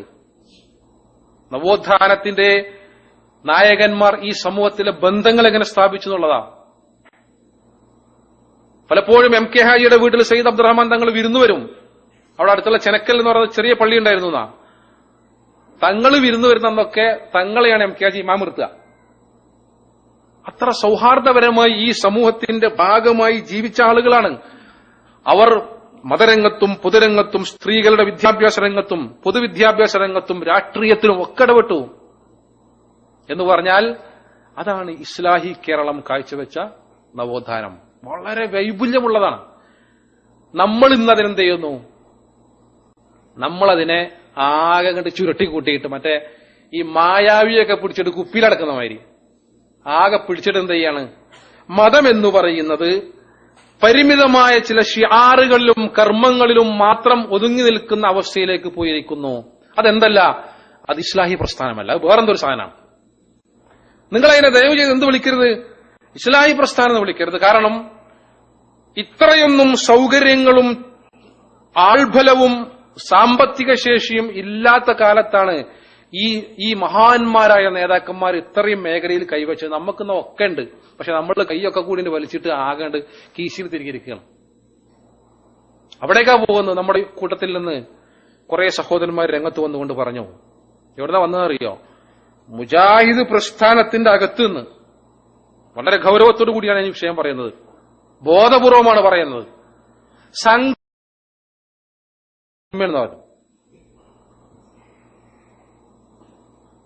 ഈ പറയുന്ന ആളുകൾക്ക് ഈ വെളിച്ചം കിട്ടിയത് എങ്ങനെയാണ്? ഈ സംഘടന എന്ന് പറയുന്ന സമ്പ്രദായവും സംവിധാനവും ഇവിടെ ഉണ്ടായതുകൊണ്ടാണ്. എന്നിട്ട് പറയാ സംഘടന തന്നെ തിന്മയാകുന്നു. ഇവിടെ ചില പേരുകൾ എനിക്ക് പരാമർശിക്കേണ്ടി വരും, അത് സ്വോദ്ദേശപരമാണ്. എന്ന സംസാരത്തിൽ ആരെയും ഇകഴ്ത്തുകയോ വിമർശിക്കുകയോ ചെയ്യുന്നത് ഒരിക്കലും ലക്ഷ്യമല്ല. പക്ഷേ ചില കാര്യങ്ങളുടെ ക്ലാരിറ്റിക്ക് വേണ്ടി ചില സാധനങ്ങൾ കാണിക്കേണ്ടി വരും, ചില സംഗതികൾ പറയേണ്ടി വരും. അതിനെ നിങ്ങൾ പോസിറ്റീവായിട്ട് എടുത്താൽ മതി. ഒരിക്കലും തന്നെ മറ്റൊരാളുടെ വിശ്വാസത്തെ പോസ്റ്റ്മോർട്ടം ചെയ്യുവാൻ ഞാൻ ആളല്ല. കാരണം അയാളുടെ ഈമാനും അയാളുടെ കർമ്മവും ആയി ബന്ധപ്പെട്ടതാണ്. എനിക്കൊരാളുടെയും ഈമാനിനെ പോസ്റ്റ്മോർട്ടം ചെയ്യാനുള്ള അവകാശമില്ല, പക്ഷെ ഇന്ന് നടക്കുന്നതാണ്. ബഹുമാനായ നമ്മുടെ KNM ജനറൽ സെക്രട്ടറി ആയിരുന്ന, ഇപ്പോ ഓൾ ഇന്ത്യ ഇസ്ലാഹി മൂവ്മെന്റ് ജനറൽ സെക്രട്ടറി ആയ ഡോക്ടർ ഹുസൈൻ മടവൂരിനെ കുറിച്ച് നമ്മുടെ ചില സഹോദരന്മാര് സൗദി അറേബ്യയിലെ ഉന്നത മന്ത്രാലയത്തിലും ഷെയ്ഖുമാർക്കും എഴുതി കൊടുത്തെന്ന് അറിയോ? മാരിഖ് ഹുസൈൻ അബൂബക്കർ കോയ എന്നാണ്. എന്താ പദനര്യങ്ങൾ? മാരിഖ് എന്ന് പറഞ്ഞാൽ വില്ലിൽ നിന്ന് അമ്പ് തെറിച്ചു പോകുന്നത് പോലെ ദീനിൽ നിന്ന് തെറിച്ചുപോയ ആളാണെന്ന് മാരിഖ് എന്ന് പറഞ്ഞാൽ. ആര്? ഹുസൈൻ മടവൂർ. എങ്ങനെ പറയാൻ സാധിക്കും? അദ്ദേഹത്തിന്റെ ഈമാനും അള്ളാഹുവുമായി ബന്ധപ്പെട്ടതല്ലേ? ഇതൊരു വിശ്വാസിക്ക് പറയാൻ പറ്റുമോ? മാത്രവുമല്ല, അദ്ദേഹം ലോകത്തുള്ള പല തീവ്രവാദ സംഘടനയുമായും ബന്ധപ്പെടുന്ന ആളാണ്. മുമ്പ് കാലത്ത് തന്നെ അദ്ദേഹത്തിന് തീവ്രവാദികളുമായിട്ട് ബന്ധമുണ്ട്. അദ്ദേഹം കുഞ്ചൻ നമ്പ്യാരുടെ മൻഹജിലാണെന്ന് വരെ എഴുതി കൊടുത്തു. വർത്തമാനത്തിൽ സുകുമാർ അഴീക്കോട് മാഷി എഡിറ്ററായിരുന്ന കാലത്ത് കുഞ്ചൻ നമ്പ്യാരെ കുറിച്ച് ഒരു ലേഖനം, ഒരു എഡിറ്റോറിയൽ ലേഖനം വന്നു. എന്നിട്ട് പറഞ്ഞു, ആ പത്രം കൊണ്ടിട്ട് പറഞ്ഞതാണ്, ഇത് ഹുസൈൻ മടവൂർ നടത്തുന്ന പത്രമാണ്. കുഞ്ചൻ നമ്പ്യാർ എന്ന് പറയുന്ന ഒരു അമുസ്ലിം കവിനെ കുറിച്ച് എഴുതിയിട്ടുള്ളത്. അതാ മൻഹജ് ഹുസൈൻ അബൂബക്കർ കോയ. കുഞ്ചൻ നമ്പ്യാരെ മൻഹജിലാണ് മൂപ്പരുള്ളത്. നമ്മൾ ഗൗരവം മനസ്സിലാക്കണം. ഇത് പറയാതിരിക്കാൻ കഴിയുമോ? ഈ വിഷയത്തിൽ നമ്മൾ അപ്ഡേറ്റ് ചെയ്യണ്ടേ? അങ്ങനെ അദ്ദേഹം ഏറ്റവും വലിയ ആദർശ വ്യതിയാനത്തിന്റെ വക്താവായി ചിത്രീകരിക്കപ്പെട്ടു. ഉമ്മുൽ ഖുറയിൽ പഠിച്ച വ്യക്തിയാണ് അദ്ദേഹം, മക്കയിലെ. ഇന്ന് സൗദിയിലെ മന്ത്രാലയത്തിൽ ജോലി ചെയ്യുന്ന പല മന്ത്രിമാരും ഉന്നത ഉദ്യോഗസ്ഥരും അദ്ദേഹത്തിന്റെ സഹപാഠികളാണ്. ഇവിടെ ഷെയ്ഖ് ഇബ്നു ബാസിനെ പോലെയുള്ള വലിയ പണ്ഡിതന്മാരുടെ ക്ലാസുകളിലും ശിക്ഷണത്തിലും വളർന്നു വന്ന ഒരു വ്യക്തിയാണ് അദ്ദേഹം. ഞാൻ അദ്ദേഹത്തെ വ്യക്തിപരമായി പുകഴ്ത്തില്ല. അപ്പൊ ഇവിടുത്തെ പണ്ഡിതന്മാരുടെ സ്വാഭാവികമായ ശിക്ഷണം അദ്ദേഹത്തെ സ്വാധീനിക്കും. അങ്ങനെ അദ്ദേഹം തറാവി എന്ന് പറയുന്ന ഒരു പുസ്തകം എഴുതിയപ്പോൾ അതിലൊരു പരാമർശം എന്താ അറിയോ? തറാവീഹിനെ കുറിച്ചുള്ള എല്ലാ അഭിപ്രായങ്ങളും അദ്ദേഹം ഉദ്ധരിച്ചു. 985 എഴുതിയ പുസ്തകം. എന്നിട്ട് അദ്ദേഹം പറഞ്ഞു, ആയിഷ റളിയല്ലാഹു അൻഹയിൽ നിന്ന് ഉദ്ധരിക്കുന്ന മാക്കാന യസീദ് ഫി റമളാന വലാ ഗൈരിഹി ഇല്ലാ 11 റക്അ എന്ന് പറയുന്ന 11 റക്അത്താണ് നബി സല്ലല്ലാഹു അലൈഹി വസല്ലം നിസ്കരിച്ചെന്ന് പറയുന്ന ഈ റിപ്പോർട്ടാണ് ഏറ്റവും സ്വീകാര്യമായ റിപ്പോർട്ട്. പക്ഷേ ഇബ്നു ബാസ് പറഞ്ഞതുപോലെ, മടവൂരിന്റെ അഭിപ്രായമല്ല കേട്ടോ, ആര് പറഞ്ഞ പോലെ? ഷെയ്ഖ് ഇബ്നു ബാസ് പറഞ്ഞതുപോലെ തറാവീഹിന്റെ റക്അത്തുകളുടെ എണ്ണത്തിൽ തർക്കിച്ച് സമൂഹത്തിൽ ഒരു കുഴപ്പമുണ്ടാക്കുന്നത് ശ്രദ്ധിക്കണം എന്ന് പറഞ്ഞു. അപ്പൊ 990കളുടെ അവസാനത്തിൽ ചില ആൾക്കാർ ആ പുസ്തകമൊക്കെ പൊടിയാക്കിയെടുത്ത് കണ്ടോ, മൂപ്പർക്ക് മുമ്പന്നെ സോക്കടുണ്ട്, 11 റക്അത്താണ് തറാവി എന്ന് കേരളത്തിലെ മുജാഹിദ് പ്രസ്ഥാനം അംഗീകരിച്ചാണ്ടോ മൂപ്പര് പണ്ടനത് പറഞ്ഞെന്ന് പറഞ്ഞിട്ട് വിഷയാക്കി. അങ്ങനെ നാടുനീളെ നടന്ന് പ്രസംഗിച്ചു. നാടുനീളെ ഈ വിഷയങ്ങൾ പ്രസംഗിക്കാൻ ഏറ്റവും മുമ്പിലുണ്ടായിരുന്ന ഒരു സുഹൃത്തായിരുന്നു അബ്ദുറഹ്മാൻ സലഫിയും അദ്ദേഹത്തിന്റെ സഹോദരൻ സുബൈർ മങ്കടയും. ബഹുമാന്യനായ എ പി അബ്ദുൽ ഖാദർ മൗലവി അവർക്ക് വേണ്ട എല്ലാ സഹായങ്ങളും ചെയ്തു കൊടുത്തു. എ പി അബ്ദുൽ ഖാദർ മൗലവിയോടൊക്കെ നമ്മളന്ന് പറഞ്ഞു, നമ്മളെന്ന് പറഞ്ഞാൽ അന്ന് ഉത്തരവാദിത്തപ്പെട്ട സംഘടനാ ആളുകൾ പറഞ്ഞു, ഇത് പൊതു സ്റ്റേജുകളിൽ പ്രസംഗിച്ച് നമ്മൾ എന്ത് ചെയ്യരുത്, വിഷയമാക്കരുത്. അവരെ നിയന്ത്രിക്കാൻ കഴിഞ്ഞില്ല. അങ്ങനെ കേരളത്തിൽ ആകമാനം നടന്ന് പ്രസംഗിച്ചു. അവസാനം ഈ ആദർശ വ്യതിയാനങ്ങളൊക്കെ ഉന്നയിച്ച സുബൈർ മങ്കട എന്ന് പറയുന്ന നമ്മുടെ സഹോദരൻ ആണ് പറഞ്ഞത്, സംഘടന തന്നെ തിന്മയാണ്, അതെന്നെ വേണ്ടെന്ന് പറഞ്ഞു. മൂപ്പര് പറഞ്ഞു, ഇതിന്റെ ആഴത്തിലേക്ക് ഇറങ്ങിയപ്പോൾ എനിക്കൊരു കാര്യം ബോധ്യപ്പെട്ടു. ഞാൻ അദ്ദേഹത്തിന്റെ വാക്കുകൾ ഉദ്ധരിക്കുന്നത് എന്താ അറിയോ, ഇതിനൊക്കെ വ്യക്തിപരമായ ചില താല്പര്യങ്ങൾ മാത്രമേ ഉള്ളൂ, ഇതിലൊന്നും എന്തില്ല, ആദർശമില്ല. അതുകൊണ്ട് ഞാൻ സംഘടന വിട്ടുപോകുന്നു. സംഘടന തിന്മ എന്ന് പറയുന്ന വലിയൊരു പുസ്തകം തന്നെ അദ്ദേഹം എഴുതി. അതിന് സപ്പോർട്ടായിട്ട് മദീനയിൽ നിന്നൊരു ഷെയ്ഖിന്റെ ഫത്വ അവർ കേരളത്തിൽ ഹാജരാക്കി. ഷെയ്ഖ് ഉബൈദുൽ ജാബിരി. ഉബൈദുൽ ജാബിരി സത്യത്തിൽ പറഞ്ഞ എന്താ അറിയോ, കേരളത്തിലെ മുജാഹിദുകള് ആ പേര് മാറ്റണം. കാരണം മുജാഹിദ് എന്ന പേര് ലോകത്തിന്റെ വിവിധ കോണുകളിൽ തെറ്റിദ്ധരിക്കപ്പെടുന്ന ഒരു നാം. നമ്മള് കോഴിക്കോട്ട് നമ്മുടെ ആസ്ഥാനം ഉണ്ടാക്കിയപ്പോ മർക്കസു, ഇവിടെയുള്ള എല്ലാ ദഅ്വാ സെന്ററുകളുടെയും പേരെന്താ, മർക്കസു ദഅ്വ എന്നാണ്. മുജാഹിദ് സെന്റർ എന്ന് പറയുമ്പോ ഞാൻ പലയിടത്തും പങ്കുവെക്കാറുണ്ട്. ഞാൻ മലപ്പുറം വെസ്റ്റയിൽ ISMന്റെ ഒരു ഭാരവാഹിയായി പ്രവർത്തിക്കുന്ന കാലത്ത് പരപ്പനങ്ങാടിൽ ഞങ്ങളൊരു ക്യാമ്പ് വെച്ചു.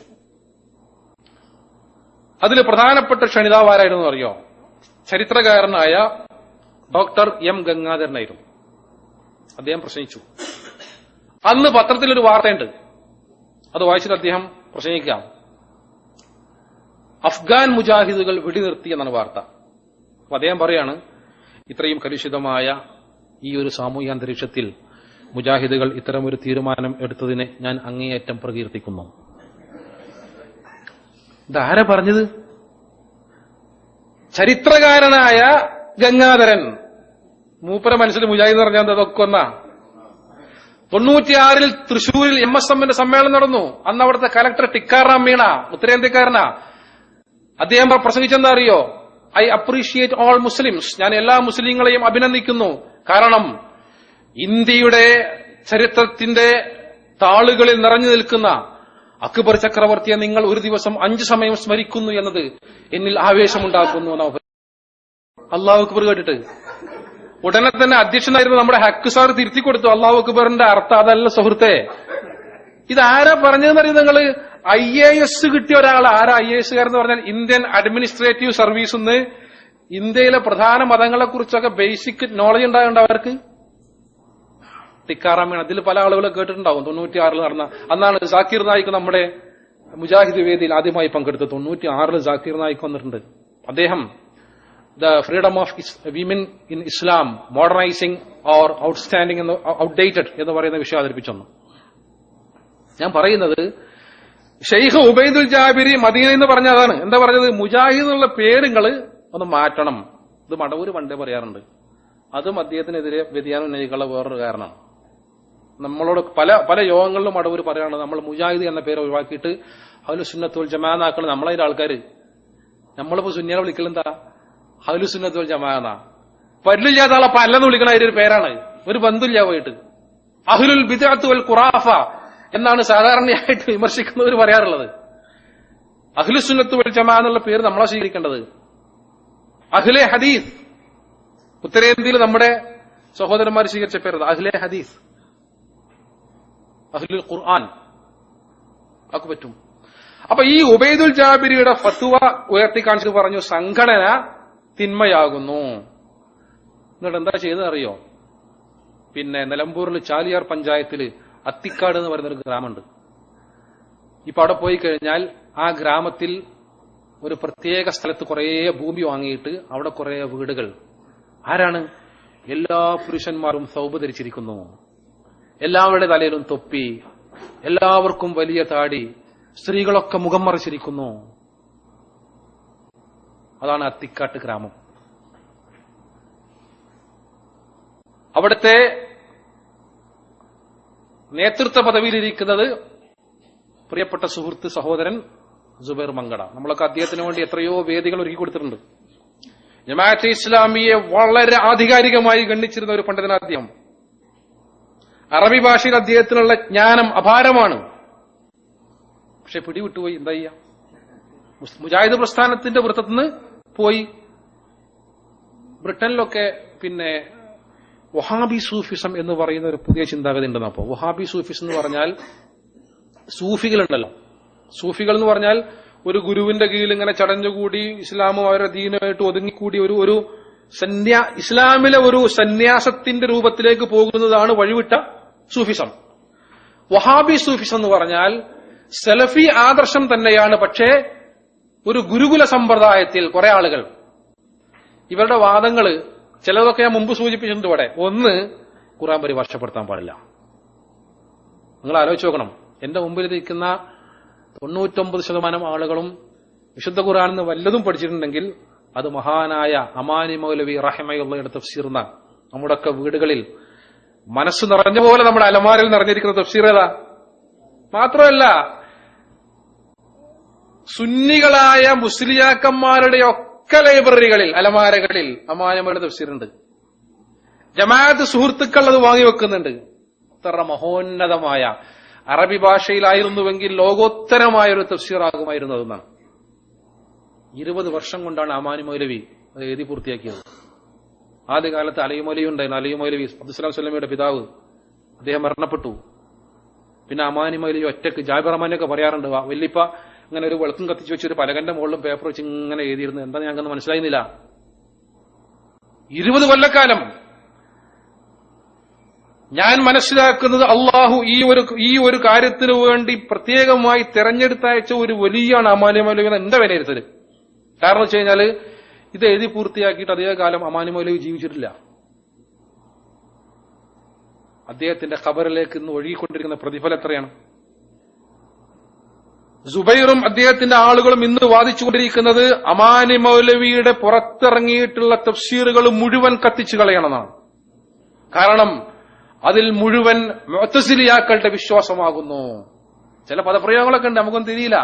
റാഫിദികളാകുന്നു, മുഅ്തസിലിയാക്കളാകുന്നു, ഇഖ്വാനികളാകുന്നു, സുറൂറികളാകുന്നു.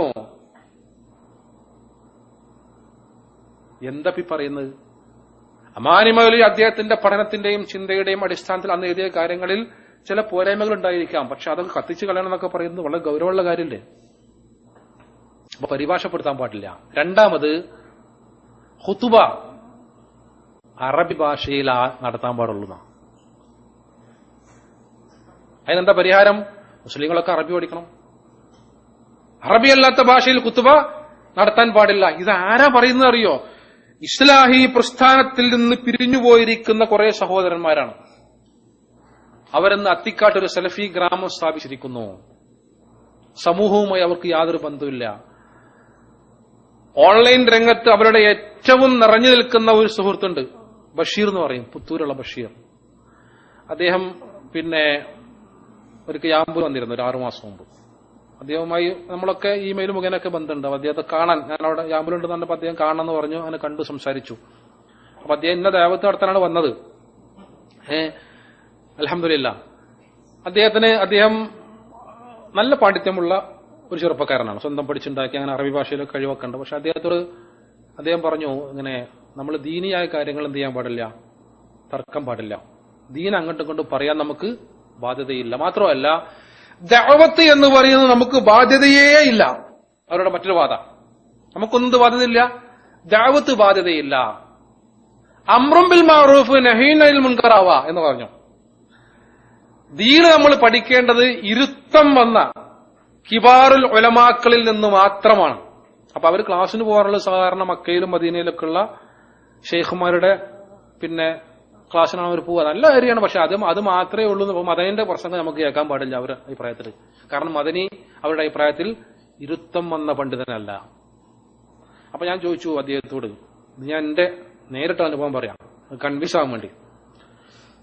ബഷീർ സാഹിബെ, നമ്മള് കേരളത്തിൽ നിന്ന് അങ്ങനെ ഒരു ധാരാളം പറഞ്ഞിരുന്നു പറഞ്ഞു. അപ്പൊ അദ്ദേഹം എന്നോട് പറഞ്ഞു, നിങ്ങൾ അങ്ങനെ ചോദിച്ചാൽ, അങ്ങനെ ദീന് ചോദിച്ച് പഠിക്കാൻ പറ്റിയ കേരളത്തിൽ ആരാളെന്ന് ചോദിച്ചാൽ ഇന്ന് ഒരാളേ ഉള്ളൂ, അത് സുബൈർ മങ്കടയാകുന്നു എന്ന് അദ്ദേഹം എന്നോട് പറഞ്ഞു. വേറെ ആരോടും ചോദിക്കാൻ പഠിച്ച ദീന്. ഇതെവിടേക്കാ പോകുന്നത്? ഇത് നമുക്ക് സലഫി മനഹജ് എന്ന് പറയാൻ കഴിയില്ല. സലഫി മനഹജ് എന്ന് പറഞ്ഞാൽ സലഫുകളുടെ മാർഗം എന്ന ആ പദത്തോട് നമുക്ക് യാതൊരു എതിർപ്പില്ല കേട്ടോ. ചില ആളുകൾ അങ്ങനെ മനസ്സിലാക്കിയിട്ടുണ്ട്, സലഫി മനഹജ് എന്ന് പറഞ്ഞ ഒരു വാക്കന്നെ നമ്മൾ എതിരാണെന്ന്. ഇല്ല, സലഫുകളുടെ മാർഗം അതാണ്. അബൂബക്കർ റളിയല്ലാഹു അൻഹു നാട്ടിൽ നിൽക്കാൻ കഴിയാതായപ്പോഴേ നാട് വിട്ടുപോകണം എത്യോപ്യയിലേക്ക്. ആ സമയത്ത് അമുസ്ലിമായ ഒരു സഹോദരൻ വന്നിട്ട് അബൂബക്കർ റളിയല്ലാഹു അൻഹു തടഞ്ഞു വെച്ചു. നമ്മുടെ മദ്രസ പാഠപുസ്തകത്തിൽ പഠിപ്പിക്കുന്ന ഞാൻ അതിനോട് ചോദിച്ചപ്പോൾ അതിന് ഒരു പാഠപുസ്തകം നമ്മളെ സിയുടെ ബുക്കിൽ ആ ഭാഗം ഉദ്ധരിക്കുന്നുണ്ട്. അബൂബക്കർ താങ്കൾ പോകരുത്. ആരാ പറഞ്ഞത്? അബൂബക്കർ റളിയല്ലാഹു അൻഹു ജീവിച്ചത് സമൂഹത്തിലാണ്. അമുസ്ലിമായ ഇബ്നു ദുഗ്ന വന്നിട്ട് പറയാണ് താങ്കൾ പോകരുത്. ഫവല്ലാഹ് ഇന്നക ലതുസയ്യിനുൽ അശീറ വതുഈനു അലൻ നവായിബ് വതഫഅലുൽ മഅറൂഫ് വതക്സിബുൽ മഅദൂം.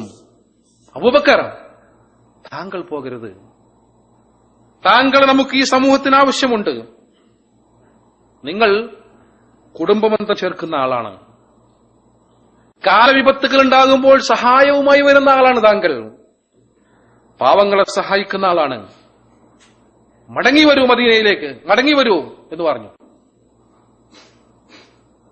മക്കയിലേക്ക് പോകാൻ അയച്ചില്ല. അതാരാ? അമുസ്ലിമായ ഒരു സഹോദരൻ.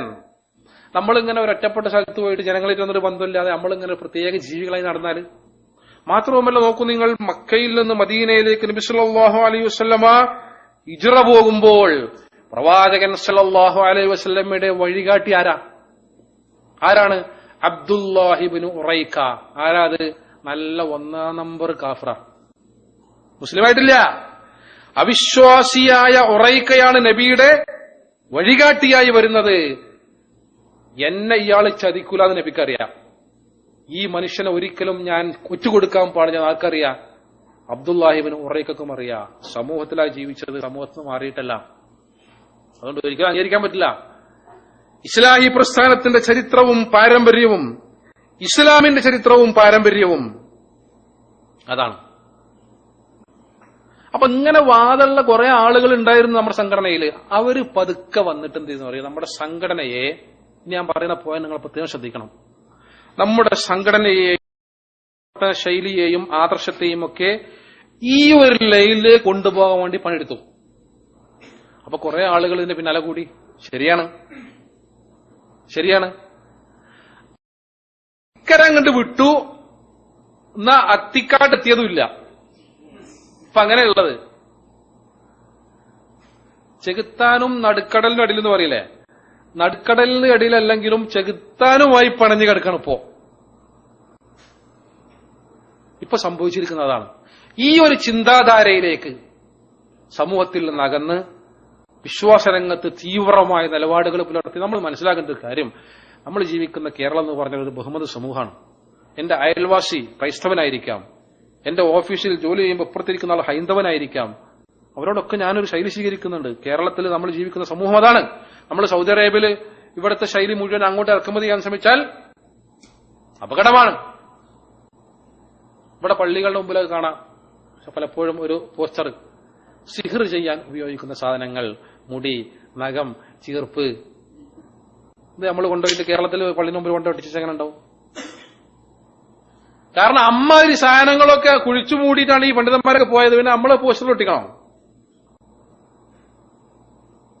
പടച്ചവരിൽ തവക്കുലാക്കിയ ഒരു മനുഷ്യന്, ഒരു മഹ്ലൂക്കിന് പേടിക്കാനില്ല. അത്ര ഉറച്ച ആദർശത്തിന്റെ വക്താക്കളാണ് നമ്മൾ. പക്ഷെ ഇന്ന് സംഭവിക്കുന്നത് ജിന്നിനെ പേടി, സിഹ്ർ പേടി, കണ്ണേറ് പേടി. സഹോദരന്മാർ, ഇതൊക്കെ നമ്മുടെ പൂർവ്വകാല പണ്ഡിതന്മാർ പടിയടച്ച് പിണ്ടം വെച്ച സാധനങ്ങളാണ്. അതിനെയാണ് മാന്തിയിട്ട് കൊണ്ടുവരുന്നത്. നോക്കൂ നിങ്ങൾ. അപ്പം ഇങ്ങനെ ഒരു ഭാഗത്ത് ചെയ്യുക, മറ്റൊരു ഭാഗത്ത് തഖ്ലീദ് എന്ന് പറയുന്ന സംഗതിയാണ്. നമുക്കറിയാം, തഖ്ലീദ് എന്ന് പറഞ്ഞാൽ അന്ധമായ തഖ്ലീദ്, അന്ധമായി അനുകരിക്കുക. ഇപ്പം ഇവിടെയുള്ള നമ്മൾ ഈ നാട്ടിനെയോ ഇവിടുത്തെ സിസ്റ്റത്തെയോ ഇവിടുത്തെ പണ്ഡിതന്മാരെയോ മോശമാക്കി പറയല്ല. ഒരു സംഗതി മനസ്സിലാക്കേണ്ടത്, ഇവിടെ നടക്കുന്ന പല തീസിസുകളും, സിഹർ, ജിന്ന്, കണ്ണേറ്, ഇങ്ങനെയുള്ള വിഷയങ്ങളൊക്കെയാണ് ഗവേഷണം, ഡോക്ടറേറ്റ് ഒക്കെ എടുക്കുന്ന പേപ്പറുകൾ. അങ്ങനെ ഇറങ്ങിയ ഒരുപാട് പുസ്തകങ്ങളുണ്ട്. ഇതൊരു മനുഷ്യനങ്ങനെ ഒറ്റയ്ക്കിരുന്ന് വായിച്ചാൽ മൂപ്പർക്ക് പതുക്കെ അങ്ങനെ അങ്ങനെ അങ്ങനെ അങ്ങനെ കയറാൻ തുടങ്ങും. അതുകൊണ്ടല്ല നല്ല രചനകൾ നമ്മെ സ്വാധീനിക്കും. ഹിറ്റ്ലർ തനിക്ക് അനുകൂലമായ ഒരു വലിയ സമൂഹത്തെ സൃഷ്ടിച്ചത് അദ്ദേഹത്തിന്റെ പ്രഭാഷണത്തിലൂടെയാണ്. പ്രസംഗത്തിന് വലിയ കഴിവുണ്ട്. ഒരാളുടെ പ്രഭാഷണം ഒരു കുറെ ആളുകളെ വല്ലാത്തൊരു അവസ്ഥയിലാക്കുന്നുണ്ടെങ്കിൽ ആ പ്രസംഗത്തിൽ എന്തുണ്ട്? സിഹിറുണ്ട്. അപ്പൊ സിഹിറുണ്ട്, മനസ്സിലായോ? നമ്മളൊരിക്കലും സിഹിർ, ഒന്നാമതായി എനിക്ക് ക്ലാരിഫൈ ചെയ്യാനുള്ള ഭാഗം അതാണ്. മടവൂരികൾ സിഹിറിനെ നിഷേധിക്കുന്നു എന്നാണ്. ഇല്ല, സിഹിറുണ്ട്. മൂസാ നബി അലൈഹി ഇസ്ലാമും ഫറോവയുടെ സൈന്യ ആളുകളും സാഹിര്യങ്ങളും തമ്മിൽ മത്സരമുണ്ടായില്ലേ? അവരിങ്ങനെ വടിയും കയറൊക്കെ ഇട്ടിട്ട് പാമ്പ് മാതിരിയായി. മൂസാ നബി അലൈഹി ഇസ്ലാമിന് തോന്നി. എന്താ ഉണ്ടായത്? തോന്നി. പാമ്പായോ? ആയിട്ടില്ല. വടി പാമ്പായിട്ടുണ്ടോ? ഇല്ല, വടി തന്നെയാണ്. പക്ഷെ മൂസാ നബി അലൈഹി ഇസ്ലാമിന്റെ മനസ്സിൽ ആശങ്കയുണ്ടായി, തോന്നി. വടിയിടാൻ പറഞ്ഞു, ഒക്കെ അങ്ങോട്ട് വിഴുങ്ങി, ഹലാസ്. മുതുകാട് കാണിക്കുന്നതിന്റെ മാജിക്കിന് ശരിക്കും അറബിയിൽ എന്താ പറയാ? എന്താ മദനി പറയാ? സിഹിർ. മുതുകാട് കാണിക്കുന്ന സിഹിറാണ്. ഏതർത്ഥത്തിൽ? ഈ അർത്ഥത്തിൽ മാജിക്. അപ്പൊ ചില തോന്നലുകൾ നമ്മുടെ മനസ്സിലുണ്ടാക്കാൻ സാധിക്കുന്ന ചെപ്പടി വിദ്യ മാത്രമാണ് സിഹിർ. അല്ലാതെ എനിക്കിപ്പോ വളപ്പൻ അബ്ദുൽ ഗഫൂർ സാഹിബിനെ ദേഷ്യാണ്. ഞാനൊരു കോഴിമുട്ട കൊടുന്ന 4 അലിഫ് ബാത്ത് എഴുതി, പക്ഷെ നെല്ലും മരം ഒരു ചൂലും മുറ കൂടിയിട്ട് മൂപ്പര ഫ്ളാറ്റിന് മുമ്പിൽ കൊണ്ടുവച്ച് പിറ്റേന്ന് മൂപ്പർക്ക് ഭയങ്കരമായിട്ട് നോക്ക്. ഇതില്ല.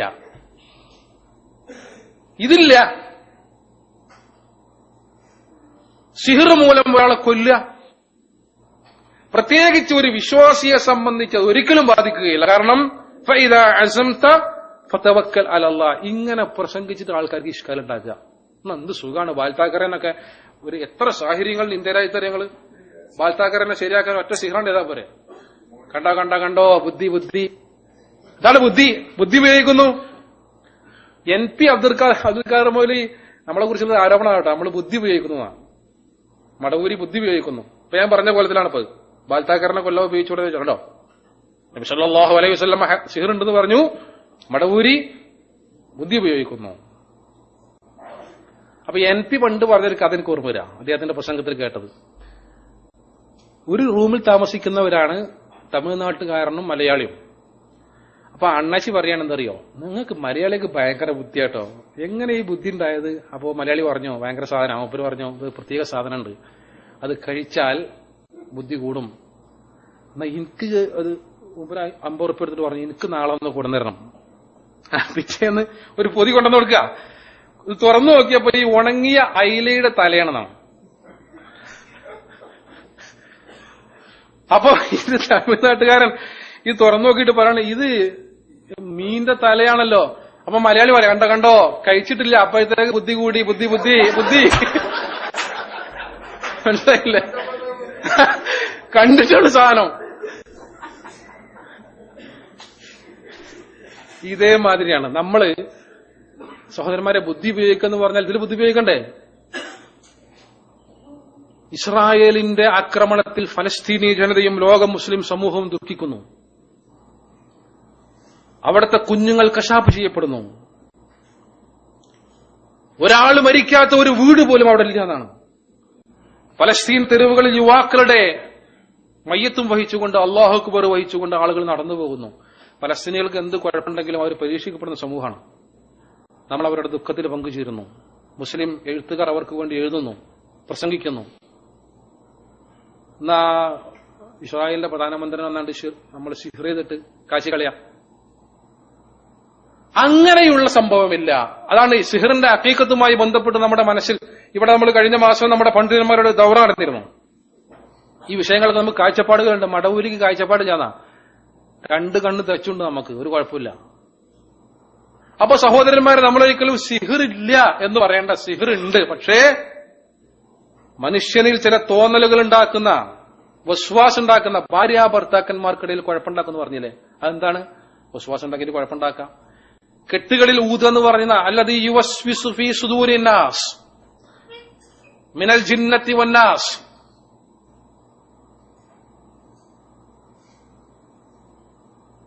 മനുഷ്യബന്ധങ്ങളിൽ കുഴപ്പമുണ്ടാക്കുന്ന ദുർമന്ത്രവാദികളെ കുറിച്ചാണ് ഒരു വ്യാഖ്യാനമുണ്ട്.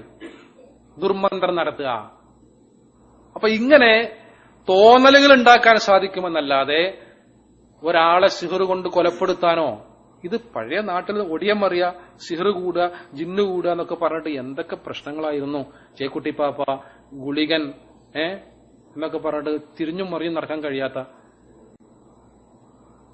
പ്രൊഫസർ മുഹമ്മദ് ഹസൻ ഒരിക്കൽ പ്രസംഗിക്കുന്നത് കേട്ടു. എന്താണെന്ന് വെച്ചാല് മമ്മൂട്ടി എന്ന് പറഞ്ഞാൽ പണ്ട് മലബാറിലൊരു ചെറുത്താന്റെ പേരൊന്നും കേൾക്കണമൊക്കെ കുട്ടിച്ചാത്തൻ, ഗുളികൻ, ചേക്കുട്ടിപ്പാപ്പ എന്നൊക്കെ പറഞ്ഞിട്ട് ഈ സാധനങ്ങളൊക്കെ തിരിച്ചു വരികയാണോ? അതും എന്തിന്റെ പേരിലാണ് സഹോദരന്മാരെ? ഇസ്ലാഹി പ്രസ്ഥാനത്തിന്റെ മേൽവിലാസത്തിനും അതിന്റെ വേദിയിൽ നിന്നുകൊണ്ടാണ്. അപ്പം ഇതിൽ ചില ക്ലാരിറ്റികൾ വരുത്തേണ്ടതുണ്ട്. അപ്പൊ സംഘടന തിന്മയാണെന്ന് പറയുന്ന സഹോദരന്മാര് ഇങ്ങനെ ഒരു പ്രത്യേക ഗ്രൂപ്പായി പിരിഞ്ഞു പോവുകയും അവരുടെ ഇത്തരം സങ്കുചിതമായ ചിന്തകളിലേക്ക് നമ്മുടെ പ്രസ്ഥാനത്തിനകത്തുനിന്ന് കുറെ ആളുകളെ വലിക്കാൻ ശ്രമിക്കുകയും ചെയ്തു. കുറെ ആളുകൾ ഇപ്പൊ ഇതിന്റെ കൂടെ പോയിട്ടുണ്ട്. അവരുടെ വേറൊരു വാദം എന്താ പറയുക ഞങ്ങള്? ആ വാദം നമ്മുടെ സഹോദരന്മാരായ മറുപക്ഷത്തുള്ള ആളുകൾക്കുണ്ട്. എന്താന്ന് വെച്ച് കഴിഞ്ഞാൽ ഖുർആനും ഹദീസും ഒരുപോലെയാകുന്നു. രണ്ടും തമ്മിലുള്ള ഏക വ്യത്യാസം ഖുർആൻ ഓതിയാൽ കൂലിയുണ്ട്, ഹദീസ് ഓതിയാൽ കൂലില്ലാത്തുള്ളൂ. ഞാൻ ചോദിക്കട്ടെ, വിശുദ്ധ ഖുർആനെ ലോകത്ത് ആരെങ്കിലും ഏതെങ്കിലും മുസ്ലിം നിരൂപണം നടത്തുകയോ വിമർശിക്കുകയോ ചെയ്യാറുണ്ടോ? പറ്റൂല്ലോ. ഹദീസുകൾ നിരൂപണം നടത്തുകയും ചില ഹദീസുകൾ പണ്ഡിതന്മാര് വിമർശിക്കപ്പെടുകയും ലൗഫ് കണ്ടെത്തിപ്പോ ഷെയ്ഖ് അൽബാനി റഹിമഹുള്ളാഹ് വൈഫുകളുടെ ഒരു സിൽസില ഉണ്ട്. സിൽസിലത്തുൽ അഹാദീസുൽ വൈഫ് അല്ലെ, അഹാദീസു സ്വഹീഹ എന്ന് പറയുന്ന പോലെ വൈഫായ ഹദീസുകളുടെ സമാഹാരമുണ്ട്. അപ്പൊ ഖുർആനും സുന്നത്ത് ഹദീസും എങ്ങനെ ഒരുപോലെ ആകുക? ഇവർ പറയുന്നത് ഖുർആന് പുറമെയുള്ള വഹിയാണല്ലോ ഹദീസ്, അതുകൊണ്ട് ഹദീസും ഖുർആനെ പോലെ സമപ്രാധാന്യം. കടുത്ത വാദം. അതെന്തിനാ പറയുന്നത് അറിയോ? ഇമ്മാതിരിയുള്ള സാധനങ്ങൾക്കൊക്കെ തെളിവ് കണ്ടെത്താൻ വേണ്ടിയുള്ള വളരെ ആസൂത്രിതമായ ഒരു ശ്രമമാകുന്നു അത്.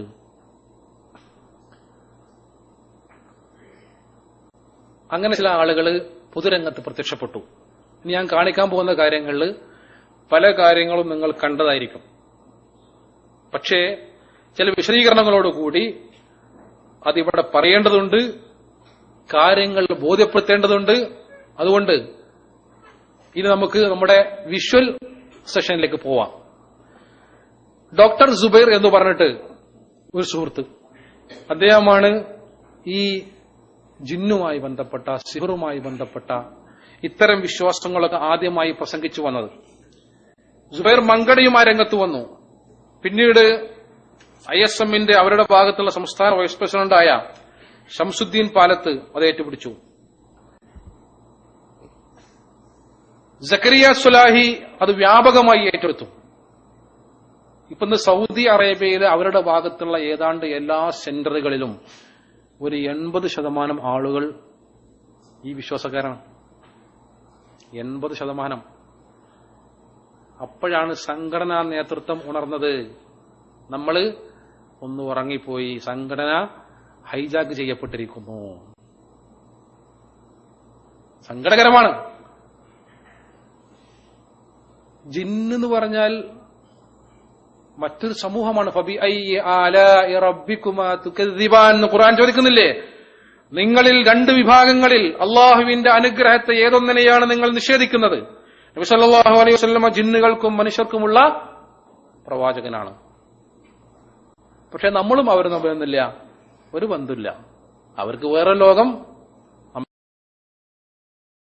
വരില്ല, നമ്മുടെ കൂട്ടത്തിൽ നിന്ന് വിവാഹാലോചിക്കാനും വരൂല, നമ്മളെ കല്യാണത്തിന് വിളിക്കാനും വരൂല.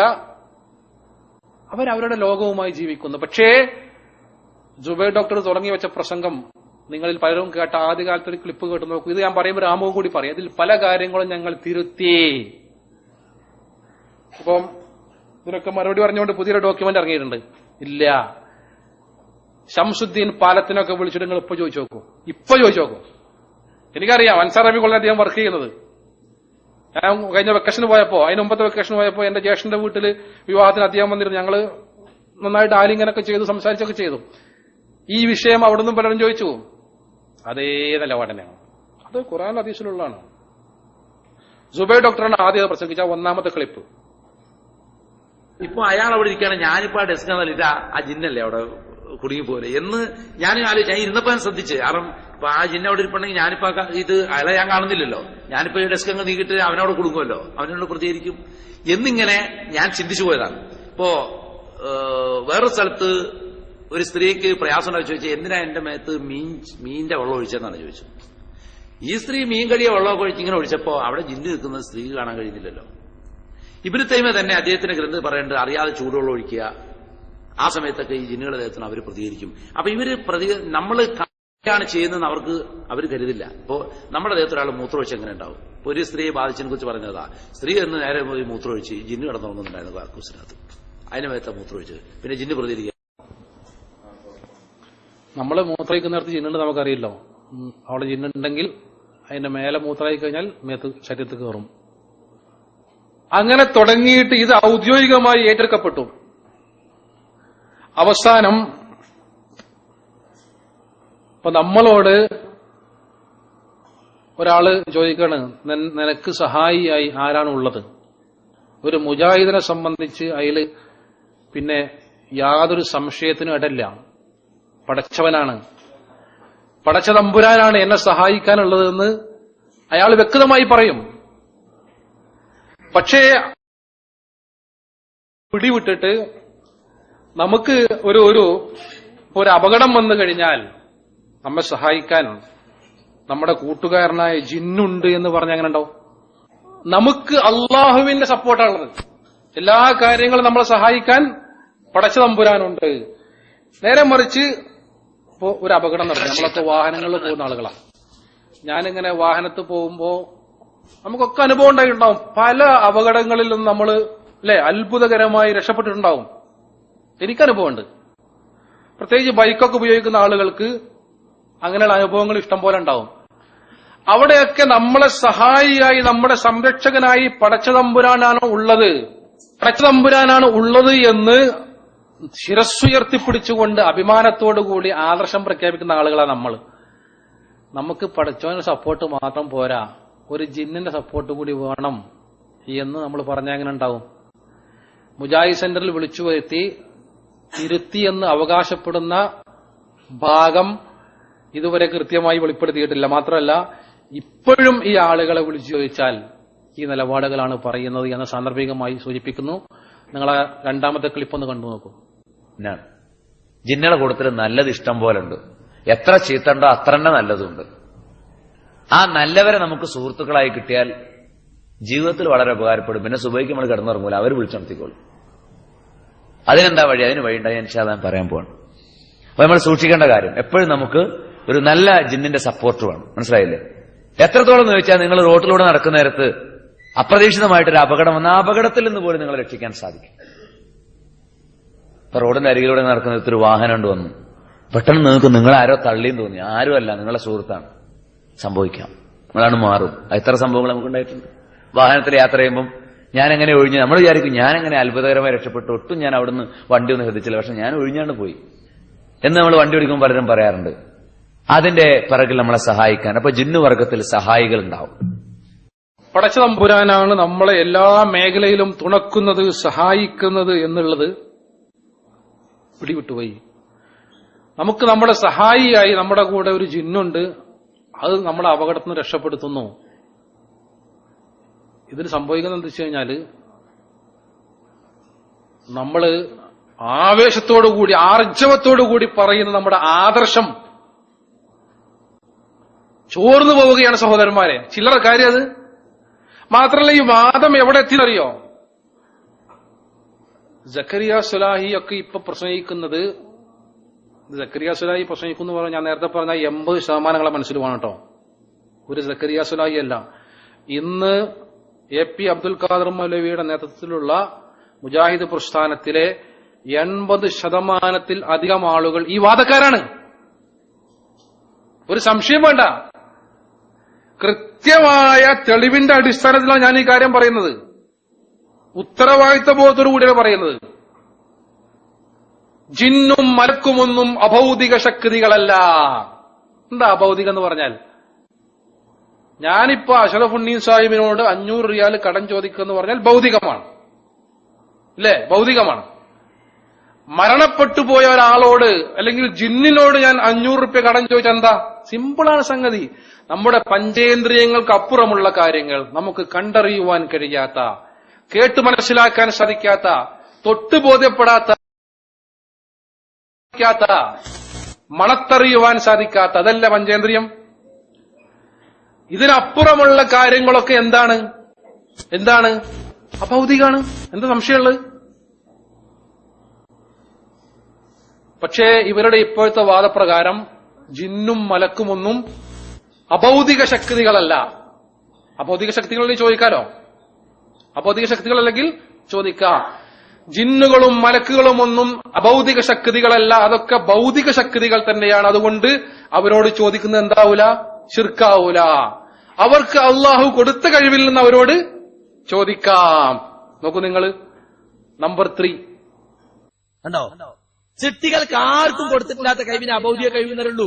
അപ്പൊ ജിന്നുകൾ നമ്മളെ അഭൗതികമായി സഹായിക്കുന്നില്ലേ എന്ന് പറയാൻ പാടില്ല. അത് അഭൗതികമല്ല, അത് കാര്യകാരണബന്ധത്തിനകത്തുള്ളതാണ്, ബന്ധത്തിനപ്പുറത്തുള്ളതാണ്. ജിന്നുകളുടെ കഴിവ് നമ്മുടെ കഴിവിനേക്കാൾ അപ്പുറത്താണെങ്കിലും അത് അഭൗതികമല്ല. സൃഷ്ടികൾക്ക് അള്ളാഹു കൊടുത്ത കഴിവിൽപ്പെട്ടൊരു കഴിവ് തന്നെയാണ്.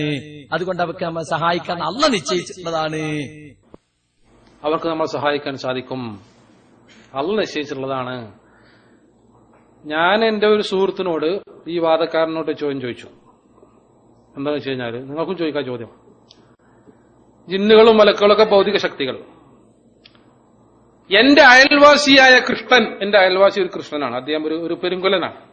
ഞാൻ അദ്ദേഹത്തോട് പല സഹായങ്ങളും ചോദിക്കാറുണ്ട്.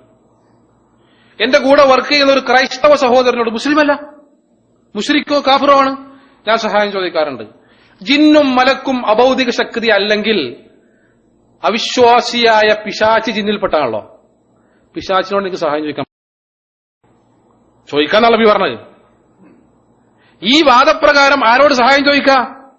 വളരെ അപകടകരമാണ് സഹോദരന്മാരത്. ഈ വാദപ്രകാരം പിശാച്ച് അഭൗതിക ശക്തിയല്ല. പിശാച്ചിനോട് എന്ത് ചെയ്യാം? നമുക്ക് സഹായം ചോദിക്കാം. ഇസ്ലാമിന്റെ അടിവേരറുക്കുന്ന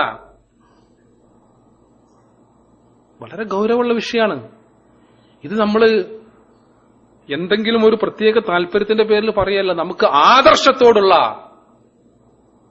കാരണം ഇത് പോയാല്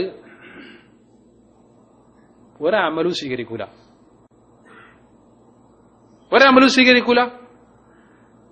ജിന്നോട് പ്രാർത്ഥിക്കാം, അവരോട് മലക്കിനോട് സഹായം എന്താണെന്ന് ഞങ്ങൾ പറഞ്ഞിട്ടില്ല എന്ന് അവർ ആവർത്തിച്ച് പറയുമ്പോ അവരുടെ നേതൃത്വം തന്നെ പറയുന്നുണ്ട്, പറഞ്ഞു. ഇതേപോലെ ഇഷ്ടം പോലെ ഉണ്ട്. ഇവിടെ ചില സാമ്പിളുകൾ മാത്രമാണ് നമ്മൾ സൂചിപ്പിക്കുന്നത്. നമ്മൾ കാര്യമായി വിമർശിച്ചപ്പോ നമുക്കെതിരെ പറഞ്ഞ എന്താ അറിയോ?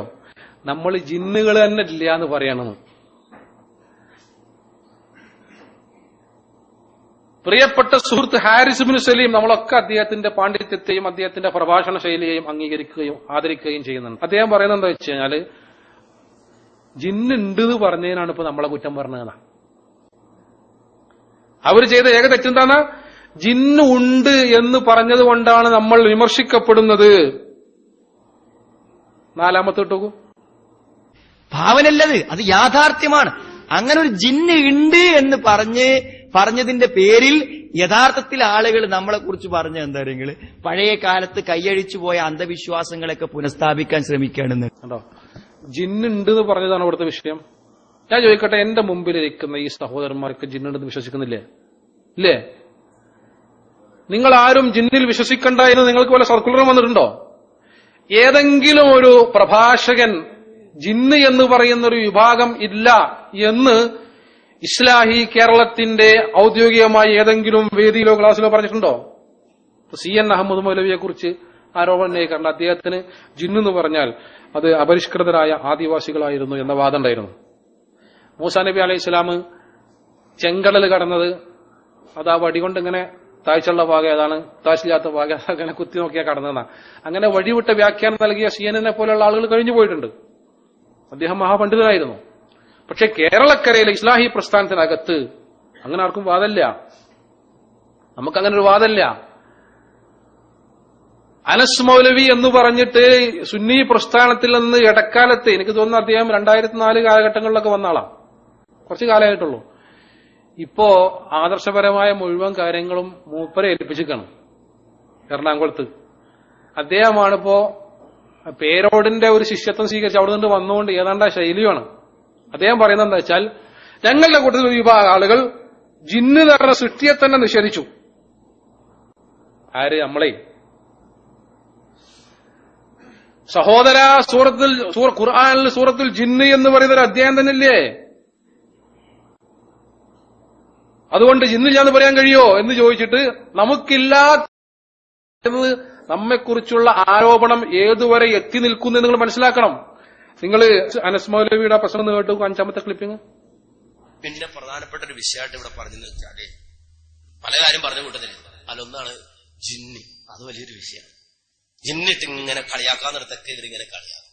ശരിയാണ്, ഞങ്ങൾ ജിന്നിനെ സംബന്ധിച്ച് പറയും. കാരണം ഖുർആൻ നോക്കിയാൽ ഒരു അധ്യായത്തിന്റെ പേര് ജിന്ന് എന്നാ. ഞങ്ങൾ എന്ത് ചെയ്യാനാ? ഖുർആൻ ഒരു അധ്യായത്തിന്റെ പേര് ജിന്ന് എന്നാ. ഖുർആൻ ക്യാൻസലാക്കാൻ പറ്റുമോ? ഇല്ലല്ലോ. റസൂലുള്ളാഹി സ്വല്ലല്ലാഹു അലൈഹി വസല്ലം ജിന്നുമായിട്ട് ബന്ധപ്പെട്ട് ഒരുപാട് കാര്യം പറഞ്ഞിട്ടുണ്ട്. അത് ക്യാൻസലാക്കാൻ പറ്റുമോ? പറ്റൂല. അപ്പൊ അത് ഉള്ളതുപോലെ പറയാം. ഞങ്ങളത് പറയേണ്ടി വന്നതെന്ന് അറിയോ? ഞങ്ങളുടെ കൂട്ടത്തിലൊക്കെ അടിസ്ഥാനപരമായി ഞങ്ങളോട് പിണങ്ങി, അടിസ്ഥാനപരമായി വ്യതിയാനം സംഭവിച്ചു, ആദർശപരമായി വ്യതിചലിച്ചു.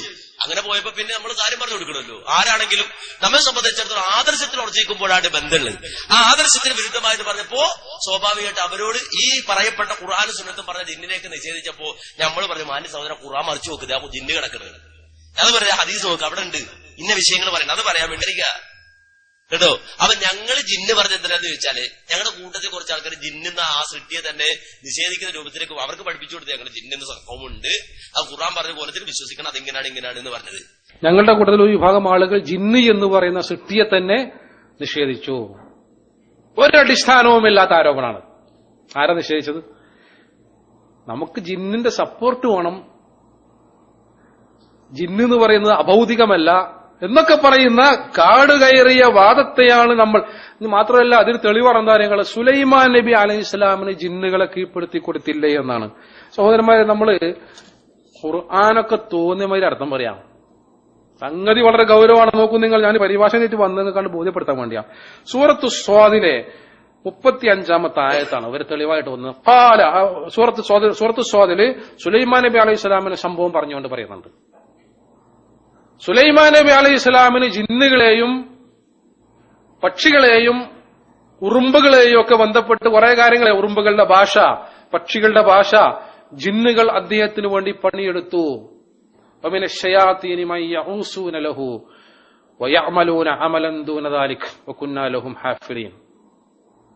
വലിയ മണിമന്ദിരങ്ങൾ ഉണ്ടാക്കുന്ന, സമുദ്രങ്ങളിൽ മുങ്ങിയിട്ട് മുത്തുകളും പവിഴങ്ങളും ഒക്കെ എടുത്തു കൊടുത്തിരുന്നു. ആർക്ക്? അപ്പൊ നമ്മുടെ ഒരു ചോദ്യം എന്തറിയോ? ബൽഖീസ് രാജ്ഞിയുടെ കൊട്ടാരം നിമിഷ നേരം കൊണ്ട് അവിടെ നിന്നും കൊണ്ട് ആരെത്തിച്ചില്ലേ? ഇഫ്രീത്ത് കൊണ്ടുവരാന്ന് പറഞ്ഞില്ലേ? ജിന്നിന് കഴിവല്ലേ? ഇത് വെച്ചിട്ടാ ചോദിക്കണത്. സഹോദരന്മാരെ, സൂറത്തു സ്വാദിലെ 35ാമത്തെ ആയത്ത് നിങ്ങൾ റെഫർ ചെയ്യണം. അതിലെന്താ പറയുന്നത്? സുലൈമാൻ നബി അലൈഹി സ്വലാമിന്റെ ഒരു പ്രസ്താവനയാണ്, അദ്ദേഹത്തിന്റെ പ്രാർത്ഥനയാണ്. قال رب اغفر لي وهب لي ملكا لا ينبغي لأحد من بعدي إنك أنت الوهاب. പടച്ചവനെ, എനിക്ക് പുറത്തു തരികയും എനിക്ക് ശേഷം ഒരാൾക്കും കൊടുക്കാത്ത രൂപത്തിലുള്ള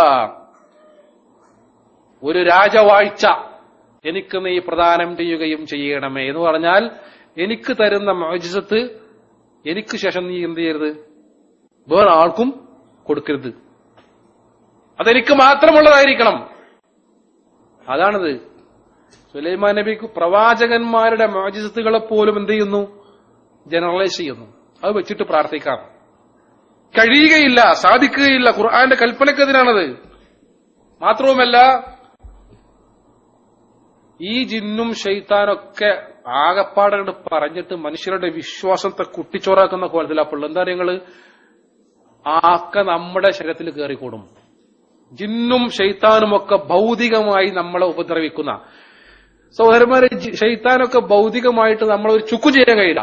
ഷെയ്ത്താന് വസ്വാസം ഉണ്ടാക്കാനേ കഴിയുള്ളൂ. ഷെയ്ത്താന് ഭൗതികമായിട്ട് നമ്മളെ ഉപദ്രവിക്കാൻ കഴിയുമെങ്കിൽ ഇവിടെ ഖുർആനിൽ ഒരൊറ്റ പേജ് ഉണ്ടാവോ? ഫുള്ള് മൂപ്പര് കീറികളില് പറയുന്നത് ഉണ്ടാവോ? വിശുദ്ധ ഖുർആനിൽ ഒരൊറ്റ പേജ് ഉണ്ടാവില്ല. മൂപ്പർക്ക് അത് കീറലാവും പണി. ഇവിടൊക്കെ സൗദി അറേബ്യയിൽ നമ്മൾ മക്കയിലേക്ക് മദീനയിലേക്ക് പോകുമ്പോൾ കാണാം പലയിടത്തും ബോർഡ് അഊദുബില്ലാഹി മിനശ് ശൈത്താനിർ റജീം. ആ ബോർഡൊക്കെ ഞെളുക്കിയിട്ട് മൂപ്പര് വൈകാക്കൂലേ? ബോർഡ് ഉണ്ടാവോ? ആലോചിച്ചു. ബുദ്ധി. ഇതിനാണ് അക്കലാനി എന്ന് പറയുന്നത്. നമ്മളെ അക്കലാനി മടവൂരി ബുദ്ധി ഉപയോഗിക്കുകയാണ്. ബുദ്ധിക്കനുസരിച്ച് ഈ ബുദ്ധി വേണം. അഫലാ തഅഖിലൂന്ന് ചോദിച്ച ഈ ബുദ്ധിയാ നിങ്ങൾ ഉറ്റാലോചിക്കുന്നില്ലേ?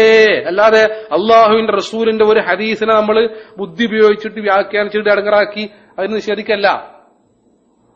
ഇതിനാ നമ്മളെ ബുദ്ധി പറഞ്ഞത്. ഇങ്ങനെ ചോദിച്ചാൽ കഴിഞ്ഞു. അപ്പൊ എന്താ പറയാ, നിങ്ങള് എല്ലാ രോഗവും ഉണ്ടാക്കുന്നത് ശൈത്താനാണ്. അപ്പൊ അവിടെ എത്തിയാണ്. ജലദോഷം മുതൽ ക്യാൻസർ വരെയുള്ള രോഗത്തിന് പല കാരണങ്ങളുണ്ടാകും. പക്ഷേ എല്ലാ രോഗത്തിന്റെയും ഒരു കാരണം ശൈത്താനാണ്. എന്താ തെളിവ്? അയ്യൂബ് നബി അലൈഹി ഇസ്ലാമിന് രോഗം ബാധിച്ചപ്പോൾ അയ്യൂബ് നബി അലൈഹി ഇസ്ലാം അങ്ങനെ പറഞ്ഞു. അയ്യൂബ് നബി അലൈഹി ഇസ്ലാം പറഞ്ഞത് എന്താന്നതാ ഇവിടെ ഉണ്ട്, ഞാൻ പറഞ്ഞുതരാം. നിങ്ങള് 6ാമത്തെ ക്ലിപ്പ് ഒന്ന് കണ്ടുപോകും. ശാരീരികമായ ഉപദ്രവങ്ങൾ, രോഗങ്ങൾ, അതും പിശാചിലൂടെ ഉണ്ടാകും. വെറും മാനസികമായിട്ട് മാത്രമേ പിശാചിനെ ഉപദ്രവിക്കാൻ പറ്റൂ കാര്യങ്ങൾ. ഒന്ന്, പിന്നെ അയ്യൂബ് അലൈഹിസ്സലാം ദീർഘകാലം രോഗിയായി കിടന്നു. കുടുംബം വരെ അദ്ദേഹത്തെ ഉപേക്ഷിച്ചു എന്നാണ് ചരിത്രത്തിൽ നിന്ന് വ്യക്തമാകുന്നത്. അപ്പൊ എന്താണ് അത്രത്തോളം എത്തി? അത് പിശാജ് വരുത്തിയ രോഗം. ലോകത്ത് ഏത് രോഗമുണ്ടോ ആ രോഗത്തിനൊരു കാരണം ഉണ്ടാവും. എന്തെങ്കിലും ഒരു കാരണം ഉണ്ടാവും. ഒരു വൈറസ് അതിന്റെ പിറകിൽ ഉണ്ടാവും, അല്ലെങ്കിൽ മറ്റെന്തെങ്കിലും ഒരു കാരണം ഉണ്ടാവും, അല്ലെ? ആ കാരണങ്ങളിൽ, എല്ലാ രോഗത്തിന്റെയും കാരണങ്ങളിൽ ഒന്ന് ശൈത്താനാണ്. പനിയാവട്ടെ, ജലദോഷാവട്ടെ, പിന്നെ ചുമയാവട്ടെ, മറ്റ് ഏതെങ്കിലും രോഗം, വലിയ വലിയ ക്യാൻസർ ആവട്ടെ, വലിയ വലിയ മാരക രോഗങ്ങളാവട്ടെ, എന്തായിരുന്നാലും ശരി, അതിനൊരു പല കാരണങ്ങൾ കൊണ്ട് ഒരു രോഗമുണ്ടാകാം. എല്ലാ രോഗങ്ങളുടെയും ഒരു കാരണം ശൈത്താനാണ്. മറ്റു കാരണങ്ങൾ കൊണ്ടുണ്ടാകുന്ന രോഗം നമ്മുടെ ചികിത്സ കൊണ്ട് തന്നെ മാറും. ശൈത്താൻ കാരണമായിട്ടുണ്ടാകുന്ന രോഗം മാറാൻ ഡോക്ടർമാരുടെ ചികിത്സ മാത്രം മതിയാവില്ല. അതിൽ നമ്മൾ ശ്രദ്ധിക്കേണ്ട കാര്യം, ഇന്നഹു ലൈസ ലഹു സുൽത്താനുൻ അലല്ലദീന ആമനു വഅലാ റബ്ബിഹിം യതവക്കലൂൻ. പിശാചിന് സത്യവിശ്വാസികളിലും അള്ളാഹുവിൽ ഭരമേൽപ്പിക്കുന്നവരിലും ആധിപത്യം ഉണ്ടാവുകയില്ല. അപ്പൊ ശൈത്താനെ തോൽപ്പിക്കാനുള്ള ഒന്നാമത്തെ വഴി എന്താണ്? സത്യവിശ്വാസം സ്വീകരിക്കുക, തവക്കുലാക്കുക, അള്ളാഹുൽ ഭരമേൽപ്പിക്കുക. ഏത് സമയത്തും പടച്ചോനെ പറ്റി ഓർക്കുക, പടച്ചോനെ ഏൽപ്പിക്കുക. ഇന്നമാ സുൽത്താനുഹു അലല്ലദീന യതവല്ലൗനഹു വല്ലദീനഹും ബിഹി മുശ്രികൂൻ. അവന്റെ ആധിപത്യം അവനുമായി ബന്ധം പുലർത്തുകയും ശിർക്ക് പ്രവർത്തിക്കുകയും ചെയ്യുന്നവരിൽ മാത്രമാകുന്നു. അപ്പൊ ശിർക്കിൽ നിന്ന് ഒഴിവാകുക, ശൈത്താൻ ഇഷ്ടപ്പെട്ട കുറെ പ്രവർത്തനങ്ങളുണ്ട്, അതിൽ നിന്ന് ഒഴിവാകുക. അതാ നമ്മൾ ചെയ്യേണ്ടത്. ഇവിടെ എഴുതി വെച്ചിരിക്കുക, ശൈത്താനാണ് രോഗം വരുത്തുന്നത്. അതെ, ഏറ്റവും കടുത്ത രോഗത്തിൽ അയ്യൂബ് അലൈഹിസ്സലാം കടുത്ത രോഗത്തിൽ അദ്ദേഹം പ്രയാസപ്പെട്ടു എന്ന് വിശുദ്ധ ഖുർആനിലുണ്ട്. അദ്ദേഹത്തെ ശൈത്താൻ ബാധിച്ചു എന്നും ഖുർആനിലുണ്ട്. അന്നീ മസ്സനിയ ശൈത്താൻ. അതെ എന്ന് പറഞ്ഞാൽ അർത്ഥം എന്താ കാര്യങ്ങള്? ഒരു സംശയം. ഞാൻ അർത്ഥം എന്താ സംശയം എനിക്ക് ചോദിച്ചില്ലേ? എന്താണ് എനിക്ക് സംശയം? അതേ എന്നാ പറഞ്ഞത്. അയ്യൂബ് നബി അലൈഹി ഇസ്ലാമിന് രോഗമുണ്ടാക്കിയത് ശൈത്താൻ. സഹോദരന്മാരെ, ഞാൻ വളരെ വേദനയോടുകൂടി ഒരു കാര്യം പറയാം. സൂറത്തു സ്വാദിലെ 41-ാമത്തെ ആയത്ത്, അബ്ദുറൌഫ് മദനി ഈ വിഷയത്തെ അധികരിച്ച് പ്രസംഗിച്ച അദ്ദേഹം പറഞ്ഞു, മോനെ, ആ ആയത്തിന്റെ അർത്ഥം അങ്ങനൊന്നുമില്ല, അങ്ങനൊന്നും പറയല്ലേ എന്ന് അബ്ദുറൌഫ് മദനി ഒരു പ്രസംഗം കേട്ടപ്പോൾ സങ്കടം തോന്നി. ഈ പ്രസംഗത്തെ കുറിച്ചാണ് പറഞ്ഞത്. സൂറത്തു സ്വാദിലെ 41-ാമത്തെ ആയത്താണിത്. ഈ ആയത്ത് അയ്യൂബ്, നമ്മുടെ ദാസനായ അയ്യൂബിനെ നിങ്ങൾ സ്മരിക്കുക. ഇദ് നാദാ റബ്ബഹു അന്നീ മസ്സനിയ ശൈത്താൻ. അയ്യൂബ് നബി അലൈഹി സ്വലാം പറഞ്ഞു, എന്നെ പിശാച് അവശതയും പീഡനവും ഏൽപ്പിച്ചിരിക്കുന്നു. ബിനുസ്ബിം വഅദാബ്, എന്നെ പിശാച് പീഡനവും അവശതയും ഏൽപ്പിച്ചിരിക്കുന്നു രക്ഷിതാവേ. ഇത് കുഞ്ഞു മുഹമ്മദ് മദനി പറപ്പൂർ കുഞ്ഞു മുഹമ്മദ് മദനി പറപ്പൂര്, ചെറിയ മുണ്ടം അബ്ദുൽ ഹമീദ് മദനി കൂടി എഴുതിയ പരിഭാഷയാണത്. ഈ പരിഭാഷയിൽ കുഞ്ഞു മുഹമ്മദ് മദനി പറപ്പൂർ എന്ന് പറഞ്ഞാൽ ശരിക്ക് KNMന്റെ ഈ ടേമിൽ ജനറൽ സെക്രട്ടറി ആവേണ്ട ആളാണ്. AP അബ്ദുൽ ഖാദർ മൗലവി വളരെ ക്ഷീണന സത്യത്തില് ഇസ്ലാഹി പ്രസ്ഥാനത്തിന് വേണ്ടി ജീവിതം ഒഴിഞ്ഞുവെച്ച പണ്ഡിതനാണ് അദ്ദേഹം. അദ്ദേഹത്തിന്റെ വീടിന് വിശ്രമിക്കണം എന്നുണ്ട്. പക്ഷെ ഇപ്പൊ ആരെ കയ്യിലും കൊടുക്കാൻ വയ്യ. ഇത് കൊടുത്തവിടങ്ങളുടെ മുട്ടിക്കും. അതുകൊണ്ട് വളരെ പ്രയാസപ്പെട്ടുകൊണ്ട് തന്നെ AP ടേമിന് സെക്രട്ടറി ആവേണ്ടി വന്നതാണ്. അദ്ദേഹത്തിന് വയ്യ, തീരെ വയ്യ. AP ആയിരുന്നില്ലെങ്കിൽ KNMന്റെ ജനറൽ സെക്രട്ടറി ആവേണ്ട ആളാണ് കുഞ്ഞു മുഹമ്മദ് മദനി പറപ്പൂർ, കോട്ടക്കൽ പറപ്പൂരുള്ള. പറപ്പൂർ തന്നെ തന്നെ എല്ലാവർക്കും അറിയാം. ഈ ആയത്തിന്റെ താഴെ അതിന്റെ വിശദീകരണം കൊടുത്ത് ഞാൻ വായിക്കാം. എന്താ പറയുക നിങ്ങള്? പേജ് നമ്പർ 665 ഈ വലിയതില് നിങ്ങൾക്ക് പോയിട്ട് നോക്കാം. ഈ കട്ടിയുള്ള പരിഭാഷയിൽ 665. നമ്മൾ നേരത്തെ ഇറക്കിയ കട്ടി കുറഞ്ഞ സൗദി പ്രിന്റ് ഉണ്ടല്ലോ, അതിൽ 669. എന്താണ് ആ ഫൂട്ട്? അയ്യൂബ് നബി അലൈഹിസ്സലാമിന് രോഗങ്ങളും കഷ്ടപ്പാടുകളും മൂലം പരീക്ഷിക്കപ്പെട്ടു.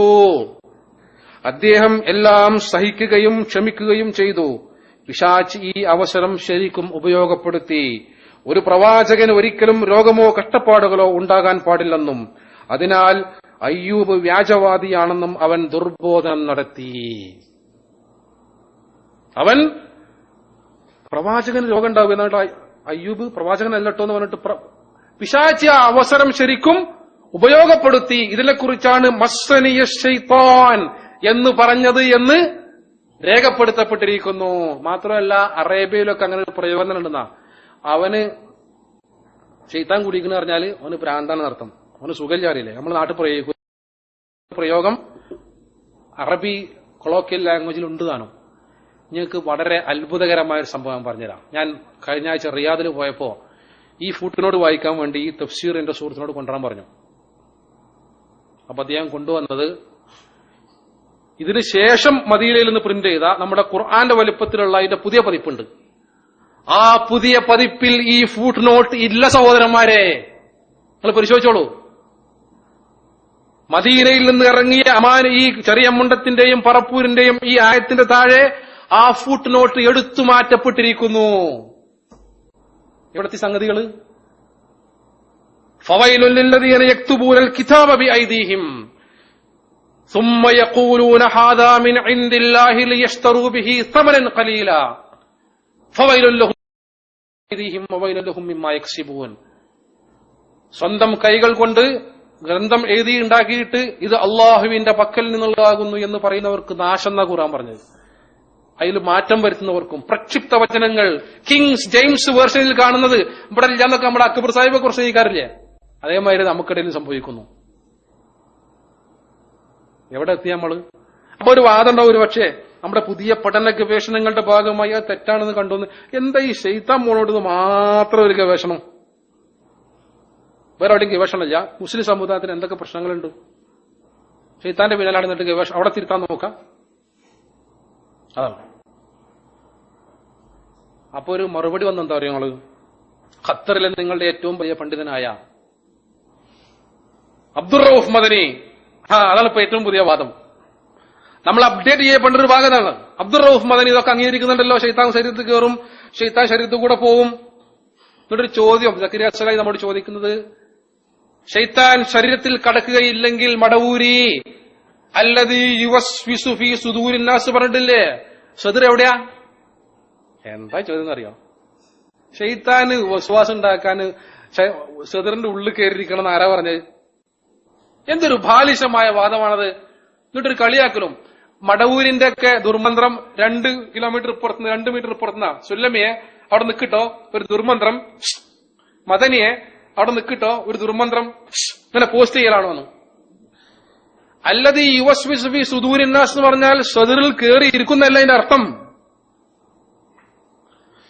ശൈത്താൻ രക്തം നബി പറഞ്ഞിട്ടില്ലേ? ഉണ്ട്. എന്താണ് സാഹചര്യം? ഹദീസുകൾ ദുർവ്യാഖ്യാനിക്കപ്പെടുന്നു. നബി സല്ലല്ലാഹു അലൈഹി വസല്ലമ സുബഹി നമസ്കാരം കഴിഞ്ഞിട്ട് ഒരു സ്ത്രീയുമായിട്ട് അങ്ങനെ സംസാരിച്ചുകൊണ്ടിരിക്കുന്നു. അപ്പൊ ആ സ്ത്രീ അങ്ങോട്ട് പോയി. അപ്പൊ സഹാബികളൊക്കെ പുറത്തുനിന്ന് കാണുക.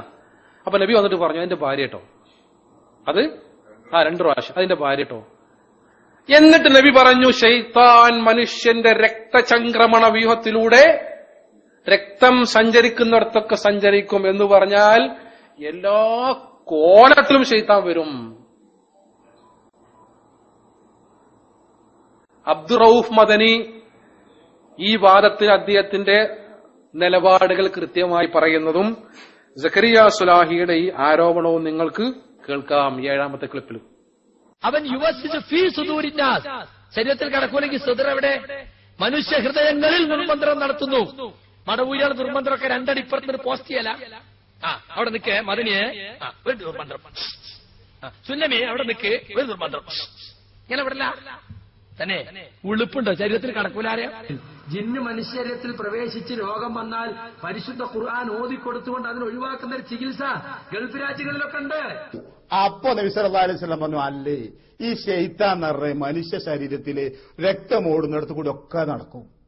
അതുകൊണ്ട് ഫൈനി ഖശീതു, തുടരാണ്, ഞാൻ ഭയപ്പെട്ടു നിങ്ങളെ മനസ്സിൽ അവരെന്തെങ്കിലും ഒരു തെറ്റായ വിചാരം ഇട്ട് കളയുമോ എന്ന് ഞാൻ പേടിച്ചു. അതുകൊണ്ട് തിരുത്തിയതാ. തെറ്റിദ്ധാരണ വരുന്ന ഭാഗത്ത് തിരുത്തണം എന്ന അതിന്റെ പാഠം.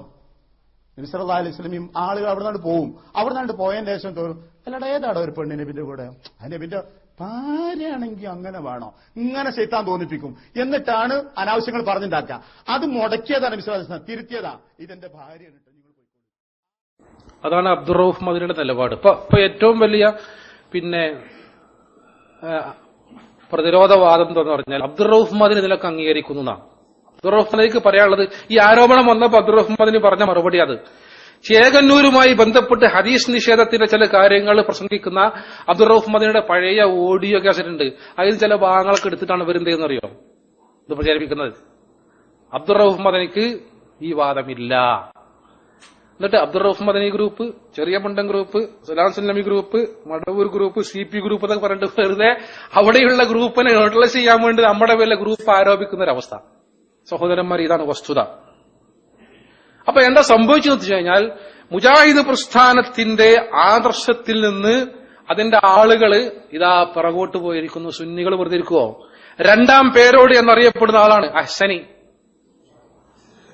കേട്ടിട്ടുണ്ടോ അഹ്സനിയെ കുറിച്ച്?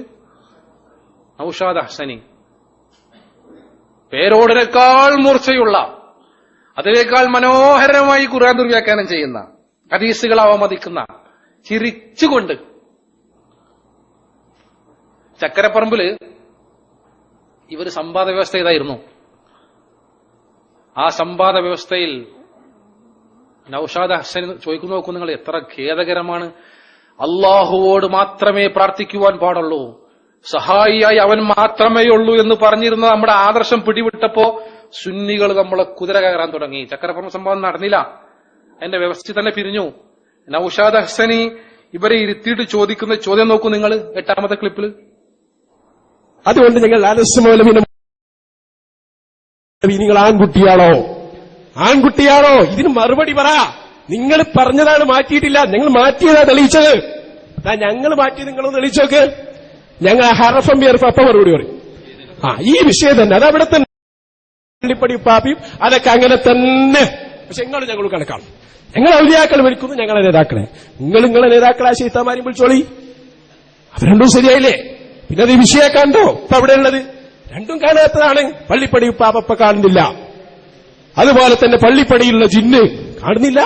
നിങ്ങൾക്ക് ആവശ്യർക്കല്ല, ഞങ്ങൾക്ക് ദൂഷർക്കല്ല. ജനങ്ങൾ പഠിക്കട്ടെ. അത് ഇല്ലെങ്കിൽ പറയും, ഞാൻ മലയാള പുസ്തകങ്ങൾ എടുത്തു വെച്ച് മാറ്റിയിട്ടില്ല എന്ന് പറഞ്ഞ ആൾ മുങ്ങി. കാരണം മൂപ്പർക്കരെ മാറ്റിയിട്ടുണ്ട്. മറുപടി പറയുന്നത് രണ്ടല്ലെന്നുള്ളതാണ്. ജിന്ന് അഭൗതികമല്ല, അതാണ് മറുപടി. അവിടെയുള്ള പ്രശ്നം ചക്കരപ്പുറം സംവാദം മാത്രമല്ല, അതിനുശേഷം മട്ടാഞ്ചേരി സംവാദം ഉണ്ടായി. ഇതില് പിന്നെ അവര് പറയുന്ന ഒരു കാര്യം വെച്ചാല്, മടവൂരികളോട് ഞങ്ങളിത് പറയണം. ഹസനി പറഞ്ഞത് മടവൂരികളോട് പറഞ്ഞാൽ മടവൂരികൾക്ക് ഈ വാദമില്ല. മട്ടാഞ്ചേരി സംവാദത്തിലും ഇതേ ചോദ്യം ചോദിക്കുന്നു. അടുത്ത ക്ലിപ്പ് നോക്കൂ. മട്ടാഞ്ചേരി സംവാദം. പക്ഷേ നിങ്ങളിപ്പോ അങ്ങനെ സംവാദങ്ങളൊക്കെ പങ്കെടുത്ത് ഞങ്ങളെ ഭാഗത്തിലേക്ക് നിങ്ങൾ വന്നു. ഇനി ഞങ്ങൾ നിങ്ങളായിട്ട് വാദപ്രതിവാദം ആ വിഷയത്തിൽ നടത്തണ്ട. ഇനി കുറച്ചുകൂടി ഇറങ്ങി വരാനേ ഉള്ളൂ. ഞങ്ങൾ മുഹിയുദ്ദീൻ ശേഖിനോട് തേടുന്നു, നിങ്ങൾ ജിന്നിനോട് തേടുന്നു. ജിന്നിനെയും കാണുന്നില്ല, മുഹിയുദ്ദീൻ ശേഖിനെയും കാണുന്നില്ല. ഇത് ശിർക്കല്ലെന്ന് നിങ്ങൾ പറഞ്ഞാൽ, ജിന്നിനോട് തേടൽ ശിർക്കാണ് എന്ന് നിങ്ങൾ പറഞ്ഞാൽ ഞങ്ങൾ ഇതിന് റെഡിയാണ്. പക്ഷേ പറയാൻ നിങ്ങൾക്ക് കഴിയില്ല. പറഞ്ഞാൽ നിങ്ങളെ മുജാഹിദ് പ്രസ്ഥാനം പിളർന്ന് ഇനി ഇല്ലാതെയാകും. അതുകൊണ്ട് ഞങ്ങൾ പറയുന്നു, ഈ വിഷയം വളരെ വ്യക്തമാണ്. പഴയകാല മുജാഹിദുകളുടെ ആശയത്തിൽ നിങ്ങൾ ഉറച്ചു നിന്നിരുന്നെങ്കിൽ ഇപ്പോൾ നിങ്ങൾ കുടുക്കിൽ നിങ്ങൾ പെടും. കാരണം എന്താ? പഴയകാലം മുജാഹിദ് ഓക്കെയാണ്. കാരണം അവർ പറഞ്ഞു അഭൗതികമായ ഒരു സഹായം പാടില്ല, അള്ളഹാനോട് മാത്രം. താമരശ്ശേരി ചുരത്തിൽ നിന്ന് ഇറങ്ങി വരുന്നവർ അവർ ഒരു സഹായം മാത്രമേ പറ്റൂ, അള്ളഹാനെ മാത്രം വിളിക്കാം, ബാക്കിയുള്ളതൊക്കെ ശിർക്ക് എന്നാ പണ്ട് വാദിച്ചത്. അതേ വാദത്തിൽ നിങ്ങൾ ആയിരുന്നുവെങ്കിൽ ഞങ്ങളോട് ഇത് പറഞ്ഞാൽ ഞങ്ങൾ സമ്മതിക്കും. മുഹിയുദ്ദീൻ ശേഖയെ രക്ഷിക്കണേ എന്ന് നിങ്ങൾ എന്തുകൊണ്ട് പറയുന്നു എന്ന് ചോദിച്ചാൽ ഞങ്ങൾ പറയുന്നതിന്റെ പ്രമാണം പറയും. പക്ഷേ നിങ്ങൾ ഇറങ്ങി വന്നു. ഇപ്പൊ നിങ്ങൾ അള്ളാന്റെ പുറമെ ജിന്നിനെയും പിടിക്കാം, അത് ശിർക്കല്ല എന്ന് നിങ്ങൾ പറഞ്ഞു. ഇല്ലെങ്കിൽ നിഷേധിക്കുക. അത് നിങ്ങൾ പറഞ്ഞു അത് ശിർക്കല്ല എന്ന് നിങ്ങൾ വാദിച്ചു. അതുകൊണ്ട് തന്നെ നിങ്ങൾക്ക് ഇനി പഴയകാല മുജാഹിദുകളുടെ വാദത്തിൽ നിൽക്കാൻ അധികാരമില്ല. മുജാഹിദിന്റെ വാദം മുജാഹിദ് തന്നെ തകർത്തിരിക്കുന്നു. അതാണ് ഈ വാദപ്രതിവാദത്തിന്റെ വിജയം. അതുകൊണ്ട് ഞങ്ങൾ ആവർത്തിക്കുന്നു, നിങ്ങൾക്ക് അധികാരമുണ്ടെന്ന്, നിങ്ങൾക്ക് അതിന് കഴിവുണ്ടെന്ന്, നിങ്ങൾക്ക് അവകാശമുണ്ടെന്ന് നിങ്ങൾ തെളിയിക്കുക. അത് തെളിയിച്ചാൽ അടുത്ത സെക്കൻഡിൽ ഞങ്ങളെ വാദവും ഞങ്ങൾ തെളിയിക്കും. അപ്പോൾ പിരിയുന്നത് ഇവർ അഭൗതികമല്ല എന്ന് പറയുന്നു, മറ്റൊരു ഭൗതികമാണെന്ന് പറയുന്നു. അത്രേ ഉള്ളൂ. ഇവിടെ ഞാൻ ഇതിന്റെ ഒരു ഡ്രോബാക്ക് പറയുന്നത് വെച്ചാൽ, നമ്മൾ ആർജവത്തോടു കൂടി പറഞ്ഞിരുന്ന നമ്മുടെ ആദർശത്തിൽ നമുക്ക് തല ഉയർത്തി പറയാൻ കഴിയാത്ത അവസ്ഥ വന്നു. ചില്ലറ കാര്യമാണോ? നേരത്തെ നമ്മളോട് ചോദിച്ചാൽ നമുക്കൊരു ശങ്കല്ല. പ്രാർത്ഥന അള്ളാഹുവോട് മാത്രം വ്യവസ്ഥ ചെയ്താൽ എന്താ മാറ്റുള്ളത്? മാത്രമല്ല, ഈ വിഷയം ജീവൻ ടിവിയിലെ കാഫില എന്ന് പറയുന്ന പരിപാടിയിൽ അമീദ് ഫൈസി അമ്പലക്കടവ് ലോകത്ത് മുഴുവൻ കാണിച്ചു ഈ സംഗതികൾ. മുജാഹിദുകൾക്ക് അദ്ദേഹം സ്വാഗതം ചെയ്തു. മുജാഹിദിലെ AP അബ്ദുൽ ഖാദർ മൗലവിയുടെ ഗ്രൂപ്പിനെ ഞങ്ങൾ സ്വാഗതം ചെയ്യുന്നു. നിങ്ങൾക്ക് ഞങ്ങളുമായി ലയിക്കാൻ സമയമായിരിക്കുന്നു. എന്റെ ക്ലിപ്പുണ്ട്, പക്ഷെ സമയം ഇടല്ലാത്തതുകൊണ്ട് കാഫില പരിപാടിന്റെ ഇടണ്ട. കാഫില പരിപാടി എന്നുണ്ട്. ലോകത്ത് മുഴുവൻ മുജാഹിദുകൾ അപമാനിക്കപ്പെട്ടു. സഹോദരന്മാരെ, ഒരു കാര്യവുമില്ലാത്ത വിഷയങ്ങൾ നമ്മുടെ പ്രബോധന മേഖലയിലേക്ക് കൊണ്ടുവന്നുകൊണ്ട് നോക്കൂ നിങ്ങൾ, അങ്ങനെ ഉണ്ടായി.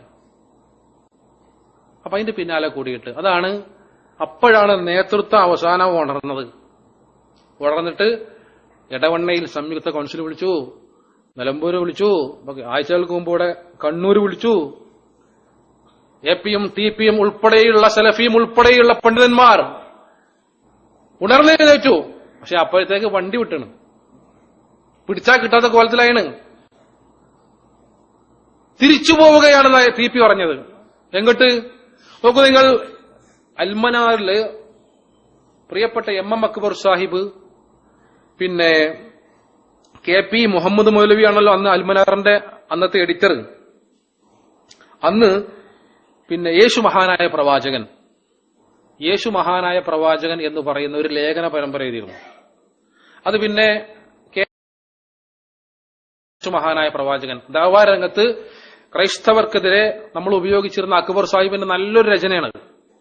ആ പുസ്തകം പിന്നെ പുനഃപ്രസിദ്ധീകരിച്ചിട്ടുണ്ട്. ഇപ്പോ ആ പുസ്തകത്തിൽ പഴയ പ്രേതബാധ, ഭൂതബാധ, പിശാച്ചുബാധ തുടങ്ങിയ പേരുകളിൽ വ്യവഹരിക്കപ്പെടുന്ന രോഗങ്ങളിൽ അധികവും അപസ്മാരമോ ഹിസ്റ്റീരിയയോ അല്ലെങ്കിൽ മറ്റു മാനസിക രോഗങ്ങളോ ആണെന്ന് നമുക്കറിയാം. നമുക്കിപ്പോഴും അറിയാം, അല്ലേ? നമ്മളോട് ഉറച്ചു നിൽക്കുന്നു. ത്തിൽപ്പെടുന്ന മിക്കവാറും രോഗങ്ങളെ വിദഗ്ധനായ ഒരു മനഃശാസ്ത്ര വിശാരദന് സുഖപ്പെടുത്താൻ കഴിയും. കറക്റ്റ്. മനുഷ്യരുടെ ശരീരത്തിലോ മറ്റോ കയറിക്കൂടി അവർക്ക് രോഗമുണ്ടാക്കുവാനുള്ള കഴിവൊന്നും ദൈവം പിശാചിന് നൽകിയതായി വേദപുസ്തകങ്ങളൊന്നും പഠിപ്പിക്കുന്നില്ല. പിശാചിന്റെ പ്രവർത്തനം ദുർബോധനത്തിലും മനുഷ്യനെ വഴിപിഴപ്പിക്കുന്നതിലും പരിമിതമാണ്. ഭൂതപ്രേത പിശാചുക്കളുടെ പേരിൽ മനുഷ്യരെ ചൂഷണം ചെയ്തുകൊണ്ട് ജീവിച്ച പുരോഹിതന്മാരുടെ ഒരു സൃഷ്ടിയാണ് അവയെക്കുറിച്ച് നിറം പിടിപ്പിച്ച കഥകളിൽ അധികവും. അവയിൽ സത്യം കുറവാണ്. ഇത് യേശു മഹാനായ പ്രവാചകൻ എന്ന അക്ബർ സാഹിബിന്റെ പുസ്തകത്തിലുള്ളതാണ്. ഈ പുസ്തകം രണ്ടാമത് ഇറക്കിയപ്പോൾ ഈ ഭാഗം അതിൽ ഇല്ല. ഇപ്പൊ ആ പുസ്തകം ഇറക്കിയിരിക്കുന്ന ചോപ്പുറത്താണ്. ഈ പാരഗ്രാഫ് അതിൽ നിന്നും എടുത്തു മാറ്റിയിരിക്കുന്നു. ഇത് നിങ്ങൾ ഒരു ഒറ്റപ്പെട്ട അബദ്ധം എന്ന് വിചാരിക്കേണ്ട, വളരെ ഗൂഢവും ആസൂത്രിതവുമായി. ഇപ്പൊ ഞാൻ ഈ വായിച്ച ഉദ്ധരണിയിൽ നമ്മുടെ ആദർശത്തിന് വിരുദ്ധ എന്താ ഉള്ളത്? ഭൂതപ്രേത പിശാച്, കുട്ടിശാത്തൻ, ഏറ്, കുലുങ്ങല്, കൂക്കൽ എന്നൊക്കെ പറയുന്ന സാധനം ഹിസ്റ്റീരിയയുമായി ബന്ധപ്പെട്ട. അപ്പോ മലപ്പുറത്ത് വർഷങ്ങൾക്ക് മുമ്പ് ഒരു കേസ് പേപ്പറിൽ റിപ്പോർട്ട് ചെയ്ത് വന്നു. നേരം വെളുത്തണീറ്റപ്പോ പേരക്കുട്ടി ചെറിയ കുട്ടി കിണറ്റിൽ കിടക്കുന്നു. സുബീക്കെന്നും വെള്ളിപ്പണീറ്റ് പള്ളിയിൽ പോകും. അയാളെ സംശയിച്ചു. കുട്ടിയുടെ ഉമ്മ റൂമിൽ സുഖമായിട്ട് കിടന്നുറങ്ങാണ്. ആ കേസ് വലിയ കോലാഹലം ഉണ്ടാക്കി. അവസാനം അതിന്റെ സത്യാവസ്ഥ പുറത്തു വന്നെന്താ? ഈ രോഗി, ഈ സ്ത്രീ ഹിസ്റ്റീരിയ ബാധിച്ച സ്ത്രീയാണ്.